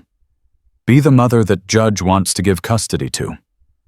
By 7 o'clock, the clubhouse was alive with tension. Victor met her at the bottom of the stairs. He was wearing a suit. Grace had never seen him in anything but leather and denim. The transformation was startling. He looked older, softer, like someone's father or grandfather. "You clean up nice," she said, trying to smile. "Don't get used to it." But his eyes were warm. "You ready?" "No." "Good. That means you're taking it seriously." Bull appeared behind him, also in a suit. Rosa, Helen, half a dozen other club members and their wives, all dressed like they were going to church instead of war. "We'll be in the gallery," Bull said. "Every one of us. That judge is going to see exactly who's supporting you." "Won't that make things worse? Nathan's lawyers can go to hell." Rosa took Grace's hands. "You're not alone. You were never alone. And today everyone in that courtroom is going to know it." Mia woke up crying. Grace went to her, held her close, breathed in the baby shampoo smell of her hair. "It's okay, sweet girl. Mama's going to fix everything. I promise." She prayed it wasn't a lie. They arrived at the courthouse at 8:30. Patricia was waiting on the steps, briefcase in hand, game face on. "Rebecca's team is in position," she said quietly. "The warrant's been signed. They're hitting Nathan's property at 9:15, right after the hearing starts. What if they don't find anything? They'll find something. Your statement gave them everything they need. Now we just have to buy time." "How long? An hour, maybe 2.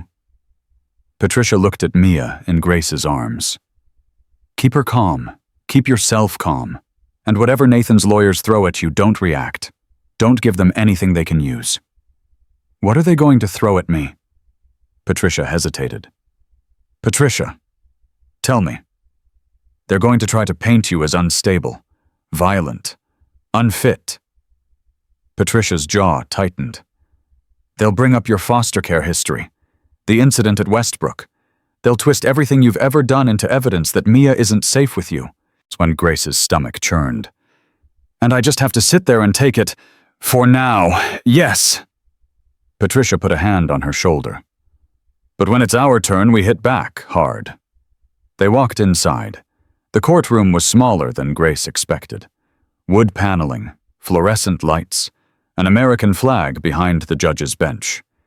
It looked ordinary, boring, not like the place where her entire life would be decided. Nathan was already there. He sat at the plaintiff's table with 2 lawyers in expensive suits. His hair was perfect. His tie was straight. He smiled when he saw Grace. The same smile that had charmed her once. The same smile that hid the monster underneath.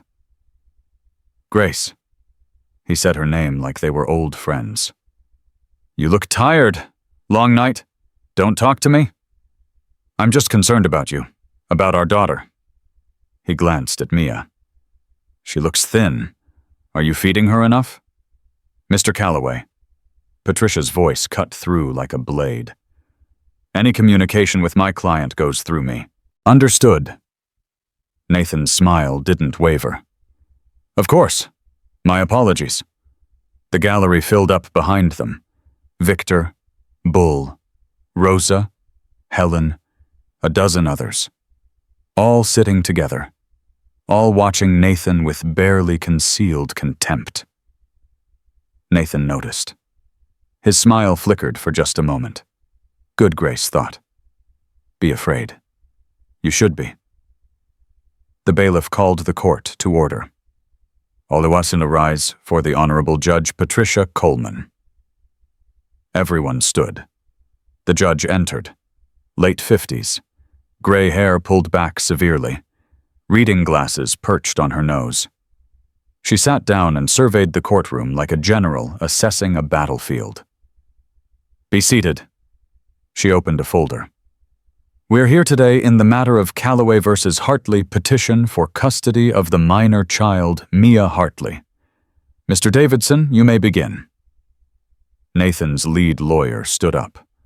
Tall, silver-haired, the kind of man who'd never lost a case, because he'd never fought one he couldn't win. Thank you, Your Honor. My client, Nathan Calloway, is a successful businessman, a pillar of his community, and a devoted father who wants nothing more than to be part of his daughter's life. Grace's fist clenched under the table. Unfortunately, Davidson continued, the respondent Grace Hartley has made that impossible. She fled the state with the child nearly a year ago, denying Mr. Calloway any contact with his daughter. She has since taken up residence with members of a notorious motorcycle gang, exposing the child to an environment rife with criminal activity and potential danger. Objection. Patricia stood. Characterizing the Iron Wolves as a notorious motorcycle gang is prejudicial and inflammatory. Sustained. Judge Coleman fixed Davidson with a hard look. Keep the rhetoric in check, Counselor. My apologies, Your Honor. Davidson didn't look sorry at all. Let me rephrase. Ms. Hartley has chosen to live with individuals who have documented criminal histories. We have evidence that the child has been regularly exposed to these individuals, including being present at their clubhouse, which has been linked to various illegal activities. Patricia stood again. Your Honor, I'd like to see this so-called evidence. In due time, Counselor, Davidson smiled. For now, I'd like to call our first witness, Mrs. Margaret Jenkins. Grace's heart stopped. The door at the back of the courtroom opened. Mrs. Jenkins walked in. She was tiny, frail, 83 years old, and moving like every step hurt. She didn't look at Grace as she made her way to the witness stand. Mrs. Jenkins. Davidson's voice was gentle, solicitous. Thank you for being here today. I know this isn't easy for you. No, Mrs. Jenkins's voice was barely audible. It isn't. Can you tell the court your relationship with Ms. Hartley? I was her neighbor, back in Ohio. I helped take care of Mia sometimes, when Grace had to work. And during that time, did you ever witness anything that concerned you about Ms. Hartley's parenting? Mrs. Jenkins hesitated. Grace stared at her, willing her to look up, to make eye contact, to remember all the times she'd trusted her with Mia, all the times she'd called her a godsend. Mrs. Jenkins, Davidson prompted. I saw some things. Yes. What kind of things? One time. The old woman's hands trembled. One time I went to check on them and found Mia alone in the apartment. Grace wasn't there. The gallery murmured. Grace's mouth fell open. That's not true. Ms. Hartley. Judge Coleman's voice was sharp. You will remain silent until it's your turn to speak. Patricia grabbed Grace's arm. Don't. Not now. But she's lying. I know. We'll address it." On the stand, Mrs. Jenkins continued, her voice growing steadier. Rehearsed. "There were other times, too. I heard yelling from their apartment. Saw Grace come home late, smelling like alcohol. I was worried about Mia. I tried to talk to Grace about it, but she got angry. Defensive. And is that why you contacted my client? Out of concern for Mia's welfare?" "Yes." Mrs. Jenkins finally looked at Grace. Her eyes were wet, apologetic, terrified. "I'm sorry. I just want what's best for the baby." Something clicked in Grace's mind. Mrs. Jenkins wasn't lying because she wanted to. She was lying because she had to. Nathan had something on her. Her grandson. Tommy. The gambling debts. Something that made a sweet old woman commit perjury in open court. "Thank you, Mrs. Jenkins." Davidson returned to his seat. "No further questions." Patricia stood. "Your Honor, I'd like to cross-examine the witness." "Proceed." Patricia approached the stand slowly. Her voice was gentle, non-threatening. "Mrs. Jenkins, how long did you know Grace Hartley?" "About 8 months. And in those 8 months, did you ever see her hit Mia, neglect her, do anything to physically harm her daughter?" No, not physically." "Did Mia ever appear malnourished, dirty injured?" "No." "Did Grace ever ask you to lie about anything, cover up anything?" "No." "So the concerns you mentioned, the alleged absences, the yelling, the alcohol, these were isolated incidents?" Mrs. Jenkins hesitated. I suppose." "Mrs. Jenkins," Patricia's voice sharpened, "is there anything you'd like to add to your testimony? Anything you might have forgotten to mention?" The old woman's face crumpled. "I can't," she whispered. "I can't say anything else. They said if I talked my grandson would—" She stopped. Looked at Nathan. Terror flooded her eyes. The courtroom erupted. "Order!" Judge Coleman banged her gavel. "Order in the court." Davidson shot to his feet. "Your Honor, the witness is clearly confused. I move to strike her last statement from the record." Denied. Judge Coleman leaned forward. "Mrs. Jenkins, what did you mean by that statement? Who told you not to talk?" Mrs. Jenkins started crying. I can't. They'll hurt him. They said they'd hurt my Tommy." Patricia pressed forward. "Your Honor, I believe this witness has been coerced into providing false testimony. I request a brief recess to—" "There's no need for a recess." Davidson's voice was calm. Too calm. "Mrs. Jenkins is obviously overwhelmed. Perhaps we should move on to our next witness." "Your Honor," Patricia started. "I'll allow it." Judge Coleman looked troubled, but nodded. "The witness is excused. Mr. Davidson, call your next witness." Mrs. Jenkins practically ran from the courtroom, still crying. Grace watched her go, heartbreaking for both of them. "We call Mr. Nathan Calloway to the stand." Nathan stood, buttoned his jacket, walked to the witness stand like he was accepting an award. "Mr. Calloway." Davidson smiled. "Tell us about your relationship with Grace Hartley." "We met 3 years ago. I thought she was the most beautiful woman I'd ever seen." Nathan's voice was warm, sincere, completely convincing. "We dated for about 8 months before she got pregnant. I was thrilled. I'd always wanted to be a father. And what happened after Mia was born? Things changed." Nathan's face fell, perfectly rehearsed. "Grace became distant, paranoid. She accused me of things I'd never done, started talking about people following her. I was worried about her mental state." "Did you ever harm Ms. Hartley?" "Never." Nathan looked directly at Grace. "I loved her. I still love her. All I've ever wanted is to be a family." Grace felt sick. Then why do you think she left? I honestly don't know. Nathan shook his head sadly. One day I came home from work and they were gone. No note. No explanation. I spent months looking for them. When I finally found them, Grace was living with... He glanced at the gallery. Those people, I knew I had to act. Thank you, Mr. Calloway. Davidson sat down. Your witness, Ms. Webb. Patricia stood slowly. Mr. Calloway, you said you never harmed Ms. Hartley. Is that correct? That's correct. Then can you explain this? Patricia pulled a photograph from her folder, handed it to the bailiff. Your Honor, I'd like to submit this as Defense Exhibit A.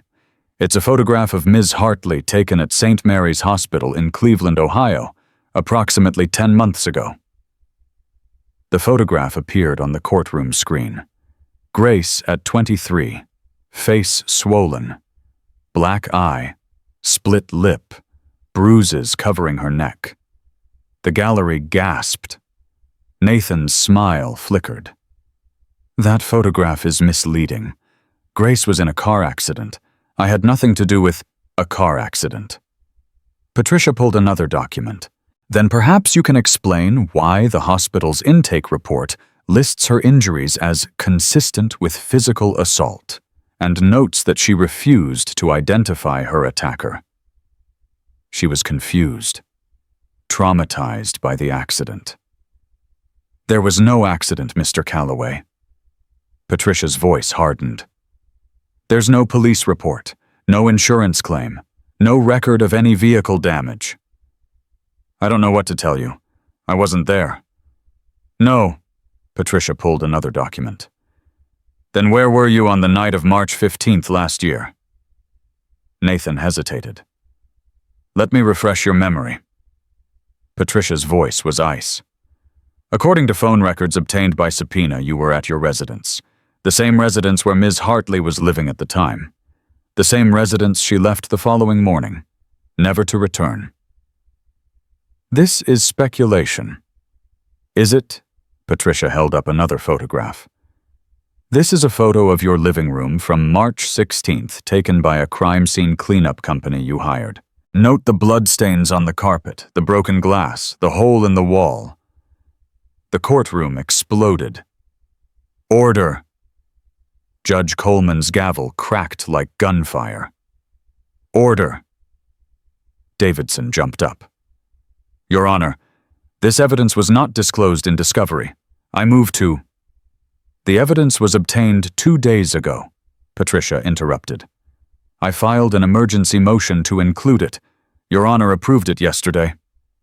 Judge Coleman nodded. I did. Overruled Mr. Davidson. Continue, Ms. Webb.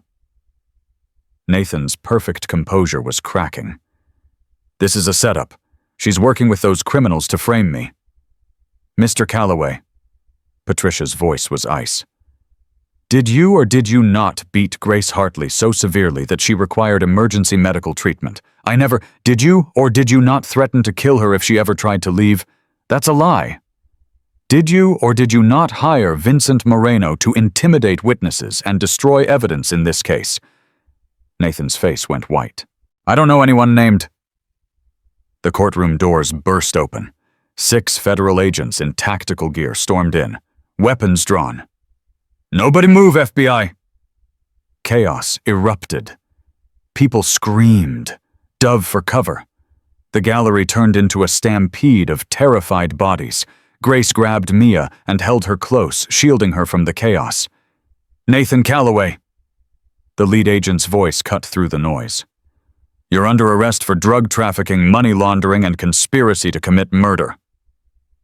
Nathan tried to run. 2 agents tackled him before he made it 3 steps. This is a mistake, Nathan screamed as they pinned him to the floor. I have rights, I want my lawyer. You'll get your lawyer at the federal building. The lead agent hauled him up and slapped cuffs on his wrists, along with a very long list of charges. Grace couldn't breathe. It was happening. It was actually happening. Then the agent turned toward the gallery. Victor Brennan, William Santos, you're also under arrest for obstruction of justice and conspiracy. Grace's heart stopped. No. She tried to push forward, but Patricia held her back. They didn't do anything. They were protecting me. Victor locked eyes with her across the courtroom. It's okay, he mouthed. Take care of Mia. Then the agents were on him, on Bull, cuffing them, dragging them toward the door. Victor! Grace screamed. But he was already gone. The courtroom was in shambles. Judge Coleman was shouting for order. Lawyers were arguing. Federal agents were everywhere, seizing documents, taking photographs, asking questions nobody could answer. Patricia grabbed Grace's arm. We need to go. Now. I can't leave Victor. Victor knew this might happen. He accepted the risk. Patricia's eyes were hard. Right now I need to get you and Mia somewhere safe, before Nathan's people figure out what's going on. His people, Moreno is still out there, and he's going to be very, very angry when he finds out his meal ticket just got arrested. The weight of that truth crashed over Grace like a wave. They were outside the courtroom when a social worker stopped them. Ms. Hartley, I'm from Child Protective Services. Grace's blood ran cold. Given the circumstances of today's hearing, and the arrest of the individuals providing your current residence, I'm required to conduct an emergency welfare check. Mia is fine. She's right here. I'm sure she is. The social worker's face was sympathetic, but firm. But protocol requires me to place the child in temporary protective custody until we can verify that her living situation is safe. No. Grace backed away, clutching Mia tighter. No, you're not taking her. Ms. Hartley, please, this doesn't have to be difficult. You can't do this. The hearing isn't over. The judge hasn't ruled. The judge has recessed the hearing indefinitely due to the federal intervention. Until a new hearing can be scheduled, the child's welfare is my responsibility. Patricia stepped forward. I'm Ms. Hartley's attorney. On what grounds are you removing the child? On grounds that her mother is currently homeless. The clubhouse where she was residing is now an active crime scene, and the individuals who were providing support have been arrested. The social worker pulled out a form. I'm required to ensure Mia has a stable, safe environment. Until that can be established, she'll be placed in emergency foster care. Foster care? Grace's voice cracked. I was in foster care. I know what happens there. I won't let you, Ms. Hartley. The social worker's voice hardened. You can cooperate voluntarily, or I can involve the police. Either way, I'm leaving here with that child. 2 security guards appeared behind her. Grace looked at Patricia, looked at Mia, looked at the world falling apart around her. Please. The word tore out of her like a sob. Please don't take my baby. She's all I have. She's everything. I'm sorry. The social worker reached for Mia. This is temporary. We'll schedule a hearing as soon as possible. Mia started screaming as she was pulled from Grace's arms. The sound was inhuman, primal, the sound of a child being separated from the only safety she'd ever known. Mama! Mama! Mia! Grace tried to follow, but the security guards blocked her. Mia, I'm here. Mama's right here. Mama! The social worker walked away with Mia in her arms. Grace collapsed. Her knees hit the courthouse floor. Her hands clawed at the marble. Her screams echoed off the walls. Mia, Mia! But Mia was gone, and Grace was alone. Patricia found Rosa in the chaos. Between them, they got Grace off the floor, into a car, away from the courthouse. Grace didn't speak, didn't move, just sat in the back seat staring at nothing, tears streaming down her face. We're going to fix this, Patricia said. I'm going to file an emergency motion. We'll get her back. Grace didn't respond. The foster placement is temporary. 24 hours. Maybe 48. Once we establish a new residence, prove you have support. I don't have anything. Grace's voice was dead. Victor's in jail. Bull's in jail. The clubhouse is sealed. Nathan is right. I have nothing. You have us. Rosa's hand found hers. The club is more than those two men. We're family. All of us. And family doesn't abandon family. Mia's in foster care. Grace's voice broke. Do you know what foster care did to me? Do you know what happens to babies in the system? We're going to get her back. You keep saying that. Grace finally looked at her. But how? How are you going to fight the government? How are you going to fight a system designed to take children from mothers like me? Rosa didn't have an answer. They drove in silence. Helen was waiting at her apartment. I saw the news, she said, pulling Grace into a hug. I'm so sorry. I'm so sorry. They took Mia. I know. They arrested Victor. I know that too. Helen pulled back. But Rebecca called me. The raid on Nathan's property was successful. They found everything. The communications hub, the financial records, enough to put him away for decades. That doesn't bring Mia back. No, but it means Nathan is done. He can't fight for custody from a federal prison. Grace laughed bitterly. It doesn't matter. Even if Nathan's out of the picture, CPS won't give Mia back to a homeless woman with no support system. Then we build a support system. With what the club is in shambles, Victor and Bull are being released. Grace's head snapped up. What? Helen's face softened. Rebecca just called. The obstruction charges aren't going to stick. She's working with the federal prosecutor to get them out tonight. Tonight? The evidence Victor provided against Nathan was obtained legally. He didn't break any laws getting it. The arrest was a formality, a way to separate him from the chaos so they could debrief him properly. Grace's heart started beating again. He's coming back. He's coming back. Helen took her hands. And when he does, we're going to figure this out. Together. For the first time since Mia was taken, Grace felt something other than despair. Hope. Fragile. Desperate. But real. They got word at 9 o'clock. Victor and Bull were being released from federal custody. No charges. Full cooperation credit. Rebecca Torres herself had advocated for their release. Grace waited outside the federal building. The doors opened at 9:47. Victor walked out. He looked exhausted. His suit was rumpled. His eyes were hollow.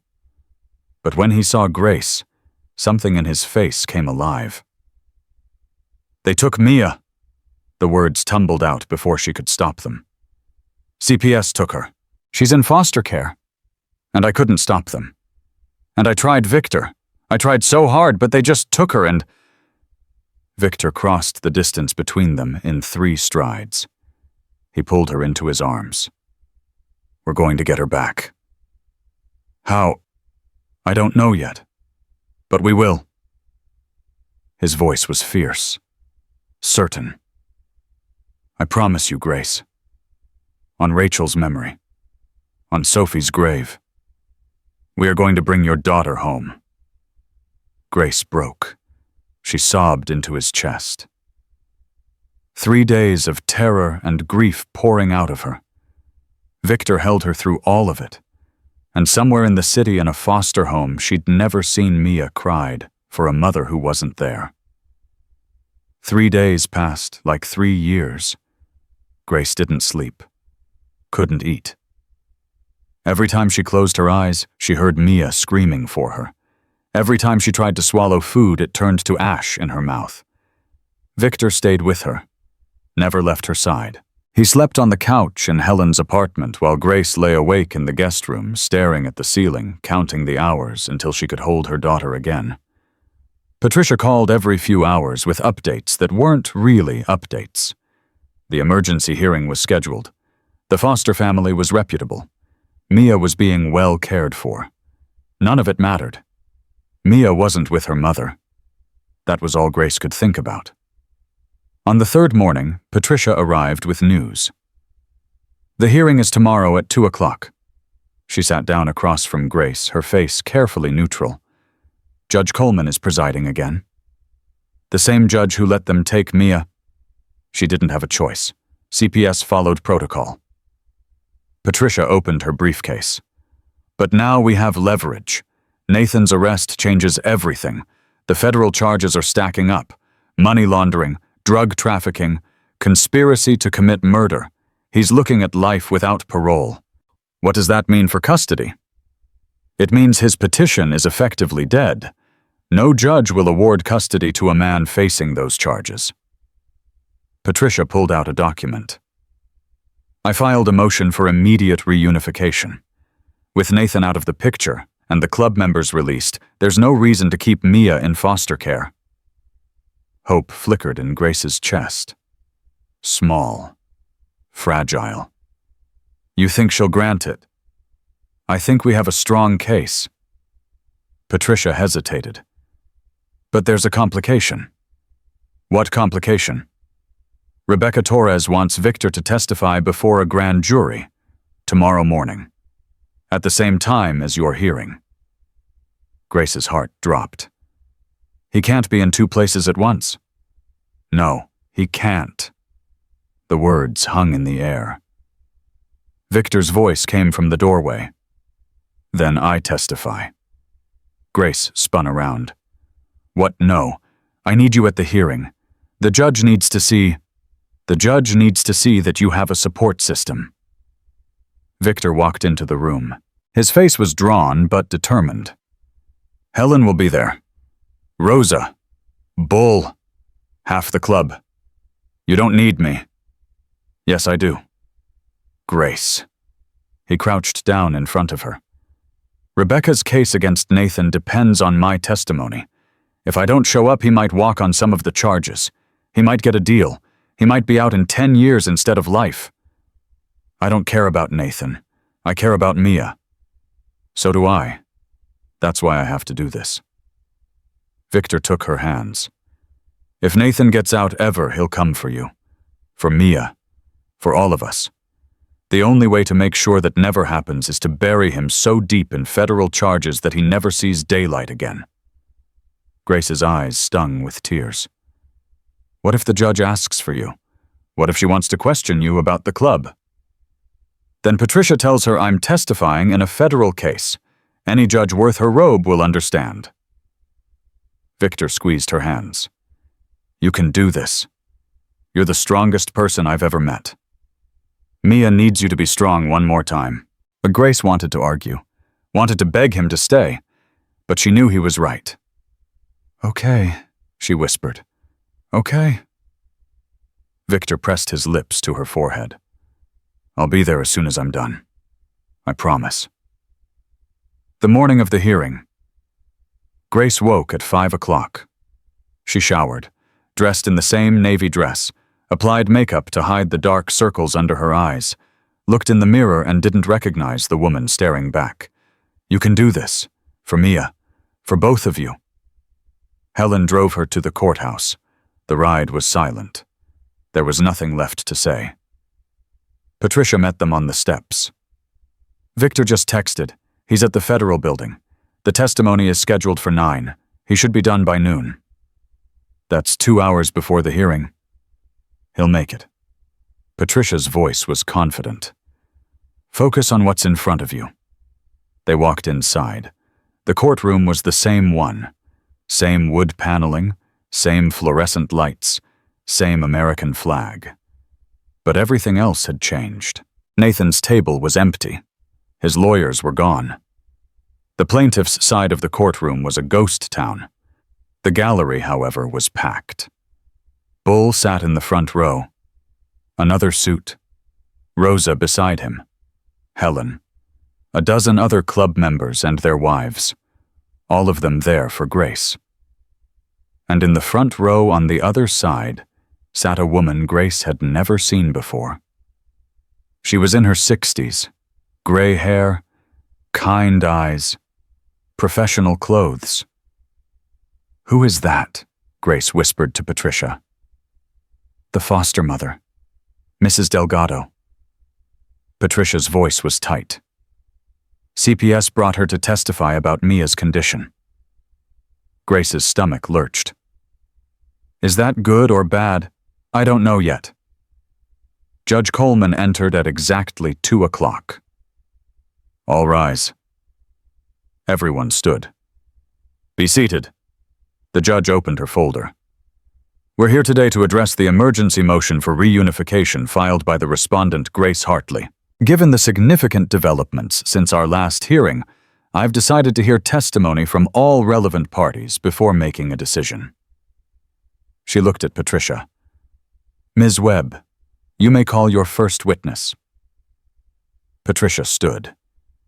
"I call Grace Hartley to the stand." Grace's legs shook as she walked to the witness box. The bailiff swore her in. She sat down and tried to remember how to breathe. "Ms. Hartley." Patricia's voice was calm, steady.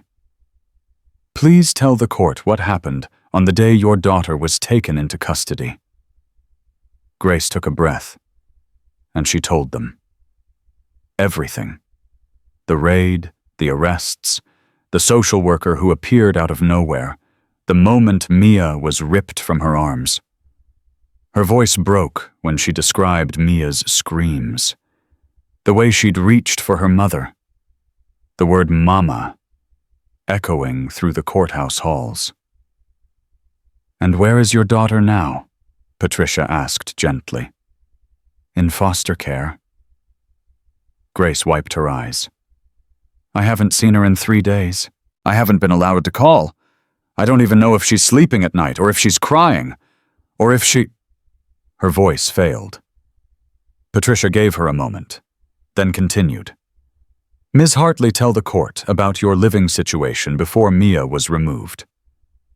"I was staying at the Iron Wolves clubhouse, in an apartment above the main building." Grace steadied herself. "I know that sounds bad. I know what people think about motorcycle clubs, but those people saved my life. They took me in when I had nothing, fed me, protected me, helped me get a lawyer I couldn't afford." "And is the clubhouse still your residence?" "No. It was sealed as part of the federal investigation. But I have other options now. Helen Brennan has offered me her guest room. Rosa Santos has offered to help with child care." Grace looked at the gallery. "These people are my family, not by blood, by choice. And they've shown me more love in the past few weeks than I've experienced in my entire life." Patricia nodded. "No further questions." The judge looked at the CPS attorney. "Your witness." The attorney stood, young, nervous, clearly not prepared for a case that had become national news. "Ms. Hartley, you say the Iron Wolves protected you, but isn't it true that some of their members have criminal records?" "Yes." "And isn't it true that the clubhouse has been linked to various illegal activities over the years? Linked, never proven." Grace's voice hardened. "And isn't it also true that the man who tried to take my daughter is now facing life in federal prison for actual crimes, drug trafficking, money laundering, conspiracy to murder, not rumors, not accusations, real charges with real evidence?" The attorney blinked. "I'm asking the questions here." "Then ask better questions." Grace leaned forward. "Ask me about my daughter. Ask me about the nights I stayed up with her when she had a fever. Ask me about the double shifts I worked so she'd never go hungry. Ask me about the hell I escaped to keep her safe." "Ms. Hartley, my daughter was taken from me because I lived with people who looked scary. Not because I was a bad mother, not because I neglected her, because of how things looked." Grace's voice broke, but she kept going. "I've spent my whole life being judged for things I couldn't control. Foster care, poverty, An abusive relationship, and every time I tried to do the right thing, the system punished me for it. The courtroom was silent. I'm not perfect, Grace continued. I've made mistakes, but my daughter knows she's loved. She knows she's safe, and she deserves to be with the one person who has never stopped fighting for her. The CPS attorney had nothing. No further questions, he mumbled. Judge Coleman called a 15-minute recess. Grace walked back to the defense table on shaking legs. You did great, Patricia whispered.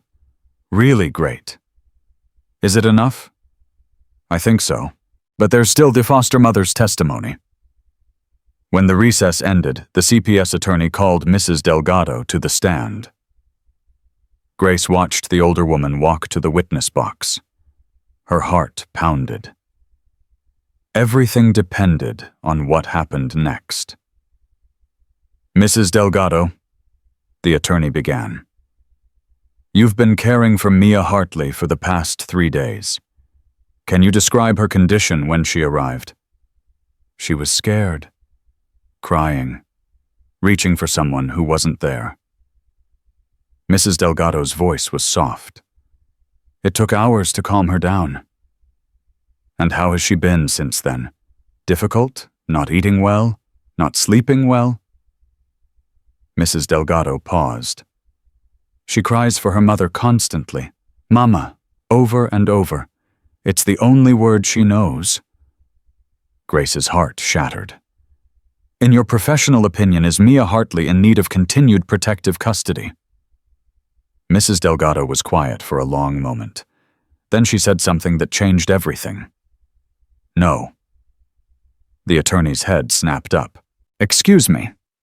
I've been a foster mother for 32 years. I've cared for hundreds of children, babies who were truly abused, toddlers who flinched at every touch, kids who didn't know what love looked like. Mrs. Delgado's eyes found Grace. Mia is not one of those children. But the circumstances are that a mother who loves her daughter got caught in someone else's war. Mrs. Delgado's voice strengthened. I've watched Mia these past 3 days. She's not traumatized by her mother. She's traumatized by being separated from her mother. Every time she cries, she's reaching for the woman who clearly loves her more than anything in this world. The attorney tried to interrupt, but Mrs. Delgado kept going. I've seen the news. I know about the arrests. I know about the drug charges and the federal investigation. She looked at the judge, and I know that the only person in this whole mess who was trying to protect that baby was the woman sitting at that table. Judge Coleman leaned forward. Mrs. Delgado, are you recommending reunification? I'm saying that if you don't give that baby back to her mother today, you'll be doing more harm than any motorcycle club ever could. The courtroom erupted. Grace couldn't breathe, couldn't think, could only stare at this stranger who had just changed everything. The judge called for order. Ms. Webb, Mr. Patterson, do either of you have additional witnesses? Patricia stood. Your Honor, I'd like to submit several character affidavits for the record. Written statements from community members, employers, and associates speaking to Ms. Hartley's character and fitness as a parent. Submitted. The judge looked at the CPS attorney. Patterson shook his head. No further witnesses, Your Honor. Then I'm ready to rule. Judge Coleman removed her glasses, rubbed her eyes. This case has been one of the most unusual I've seen in 30 years on the bench. What started as a custody dispute has become a federal investigation involving drug trafficking, witness tampering, and allegations of coercion. She looked at Grace.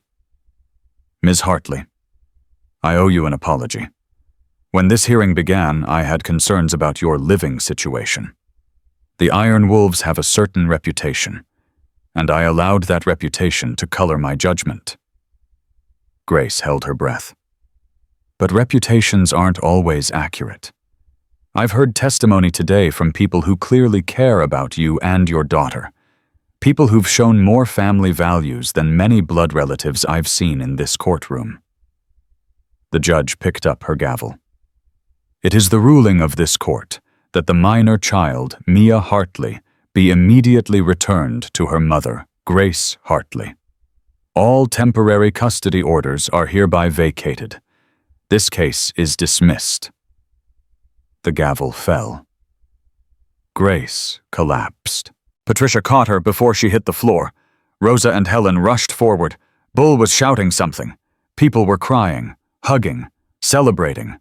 But Grace could only think one thing. Mia. Mia's coming home.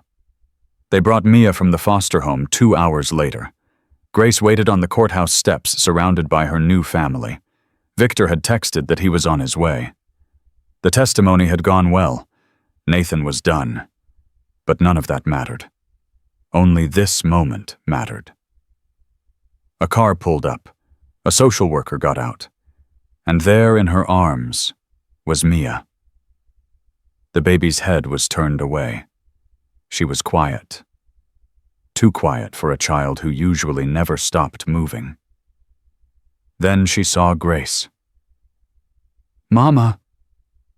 The word was a whisper, a prayer, a question.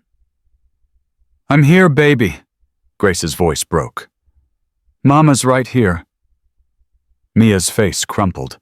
She reached out with both arms, straining toward her mother with everything she had. Grace ran. She took Mia from the social worker and held her so tight she was afraid she might break her. The baby clung to her neck, sobbing, shaking, saying "Mama, Mama, Mama," over and over like she was afraid to stop. "I'm here," Grace sobbed. "I'm here. I'm never letting you go again. Never." They stood there for what felt like hours, mother and daughter, reunited. The others kept their distance. Let them have this moment. Finally, Mia's sobs quieted. She pulled back and looked at Grace's face. Her tiny hand touched her mother's cheek, as if to make sure she was real. "Mama." "That's right, sweet girl. Mama's here." Mia smiled, and Grace finally let herself believe it was over. Victor arrived 20 minutes later. He'd changed out of his suit somewhere along the way, back in leather, back to himself. But his eyes were wet when he saw Mia in Grace's arms. "Hey, little one." He reached out and let Mia grab his finger. "I missed you." Mia gurgled and reached for his beard. Victor laughed. The first real laugh Grace had heard from him since this whole nightmare began.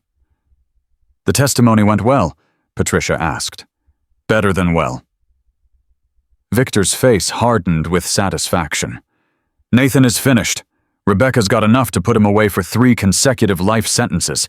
He'll never see the outside of a prison cell again." "And Moreno, arrested this morning. The feds raided his warehouse, found enough to connect him to 6 open cases."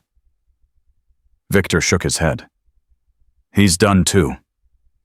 Grace felt something loosen in her chest, something that had been coiled tight for months.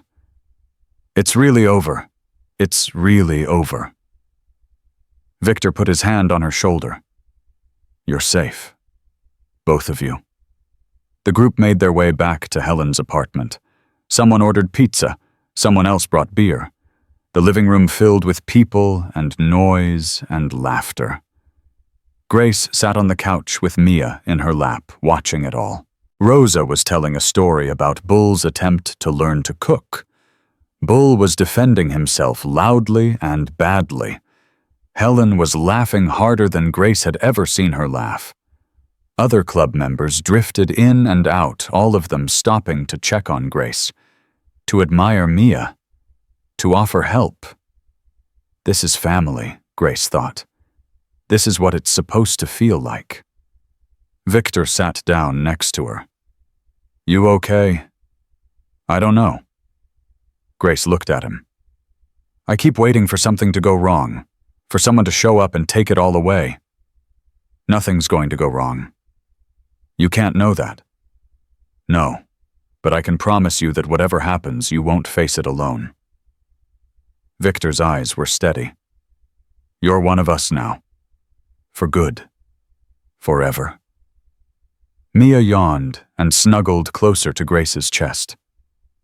She's tired, Grace said softly. She's home. Victor reached over and stroked Mia's hair. That's all that matters. The party wound down around midnight. One by one, people said their goodbyes. Bull and Rosa promised to stop by tomorrow. The other club members offered rides. Help. Anything Grace needed. Finally, only Victor and Helen were left. Helen came to sit beside Grace on the couch. Mia was asleep in her arms. Finally peaceful. She's beautiful, Helen said. She looks like you. Thank you. For everything. For letting us stay here. For testifying. For all of it. I didn't do much. You showed up. That's everything. Grace looked at her. When Rachel died, did you ever think you'd find peace again? Helen was quiet for a long moment. No, she finally said. I thought the pain would kill me. Some days I wished it would. She glanced at Victor, who was cleaning up pizza boxes in the kitchen. But then I saw what Victor was doing, how he was trying to find meaning in his grief, and I realized I had a choice. I could let Rachel's death destroy me, or I could let it change me into someone who helps others, like you helped us, like Rachel would have wanted me to. Helen's eyes glistened. My daughter was kind, generous. She saw the best in everyone. When I saw you saw what you were going through, I knew she'd want me to help. I wish I could have known her. She would have loved you, and she would have adored Mia. Helen reached out and touched the sleeping baby's cheek. You're giving Victor something I couldn't, a reason to live, a reason to be the man he always wanted to be. I think he's always been that man. He just couldn't see it. Maybe. Helen stood up. Get some rest. Tomorrow's a new day. She kissed Grace's forehead and went to her room. Victor came in from the kitchen. She's right, you know, about getting rest. I know. Grace looked up at him. But I don't want to sleep. I'm afraid I'll wake up and this will all be a dream. Victor sat down on the coffee table across from her. It's not a dream. I know, but Grace's voice wavered. 3 days ago I had nothing. I was nobody. Just a broke single mother counting coins in a pharmacy. And now I have all of this. Family. Friends. A future. You always had that. Victor leaned forward. You just didn't know it yet. Because of you. Because you stopped to help a stranger. Because you were worth helping. His voice was rough. From the moment I saw you in that pharmacy, I knew. I don't know how. I just knew that you were special. That Mia was special. That both of you were meant to be in my life. Victor, I'm not saying this right. He ran a hand through his hair. I'm not good with words. Never have been. But I need you to know that these past few weeks they've meant something to me. Something I haven't felt in a long time. What? Hope. His eyes met hers. You gave me hope, Grace. When I thought I'd never feel anything again. When I thought the only thing left for me was riding toward oblivion. Grace's heart ached. You saved me too, she whispered. You know that, right? That night in the pharmacy, I was at the end of my rope. I was thinking about things I shouldn't have been thinking about, and then you walked in. I'm glad I did. So am I. They sat in silence for a moment. Then Victor stood. Get some sleep. I'll be on the couch if you need anything. Victor. He stopped. Thank you. For everything. For not giving up on us.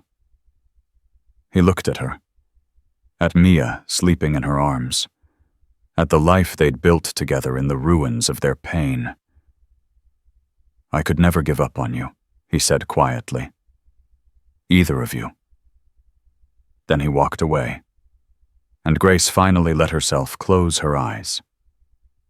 6 months later, the apartment above the clubhouse had been renovated. New paint, new furniture, a proper crib for Mia in the corner, pictures on the walls of everything they'd been through together. Grace stood at the window, watching the parking lot fill up with motorcycles. Sunday dinner at the clubhouse had become a tradition. Every week, the whole family gathered. Food, laughter, stories, home. "Mama!" Mia toddled over arms up, demanding to be held. At 17 months, she was walking everywhere, into everything, chattering constantly in a language only she understood. "Hawk, Hawk!" she shouted, pointing at the window. Grace looked. Victor's Harley was pulling in. "That's right, baby. Hawk's here." They went downstairs together.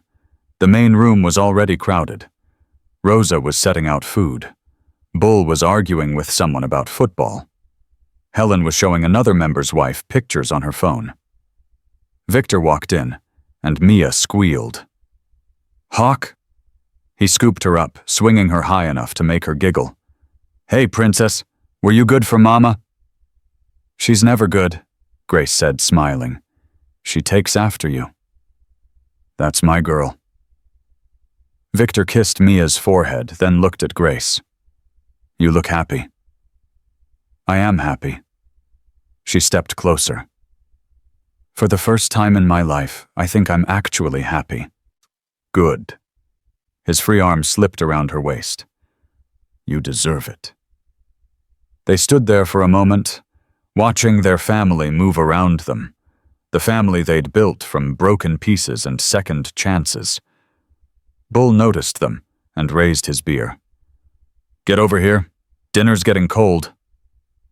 They joined the table. Mia went to Rosa, who spoiled her shamelessly. Victor sat next to Grace close enough that their shoulders touched. Grace was said. Food was passed. Stories were told.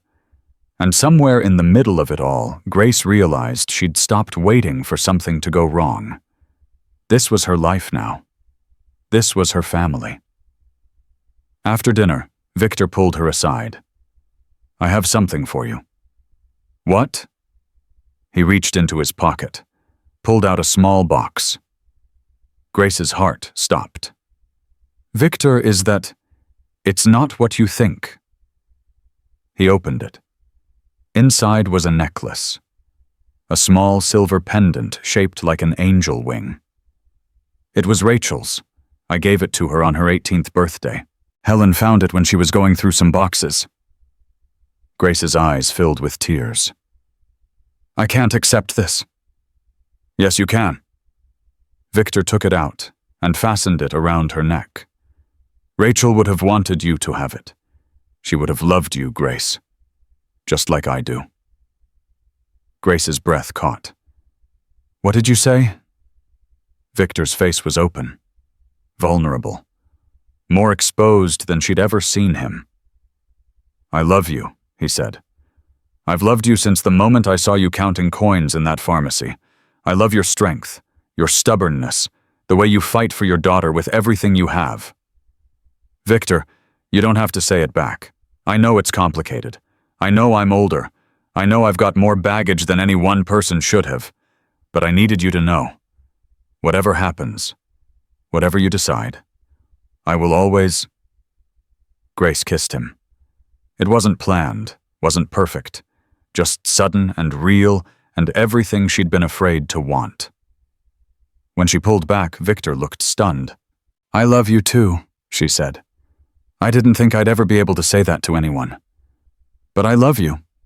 I love our weird, broken, beautiful family. And I love the life we're building together." Victor's face broke into a smile. The first truly joyful smile she'd ever seen from him. Yeah. He kissed her again. Somewhere behind them, Bull whooped. Rosa started clapping. Mia shrieked with delight, even though she had no idea what was happening. And Grace laughed against Victor's lips. This was her family.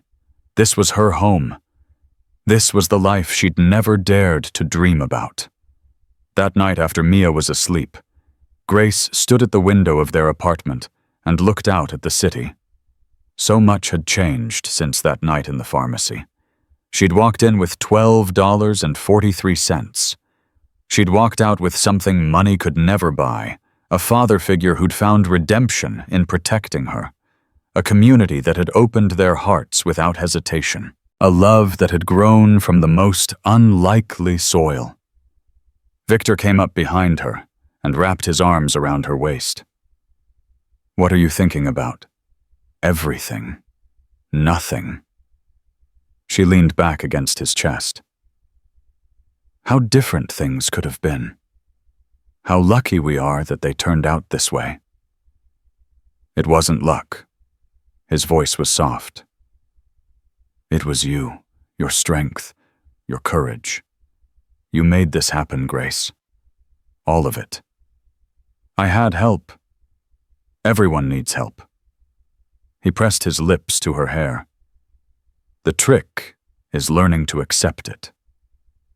They stood there together, watching the city lights flicker in the darkness. Victor.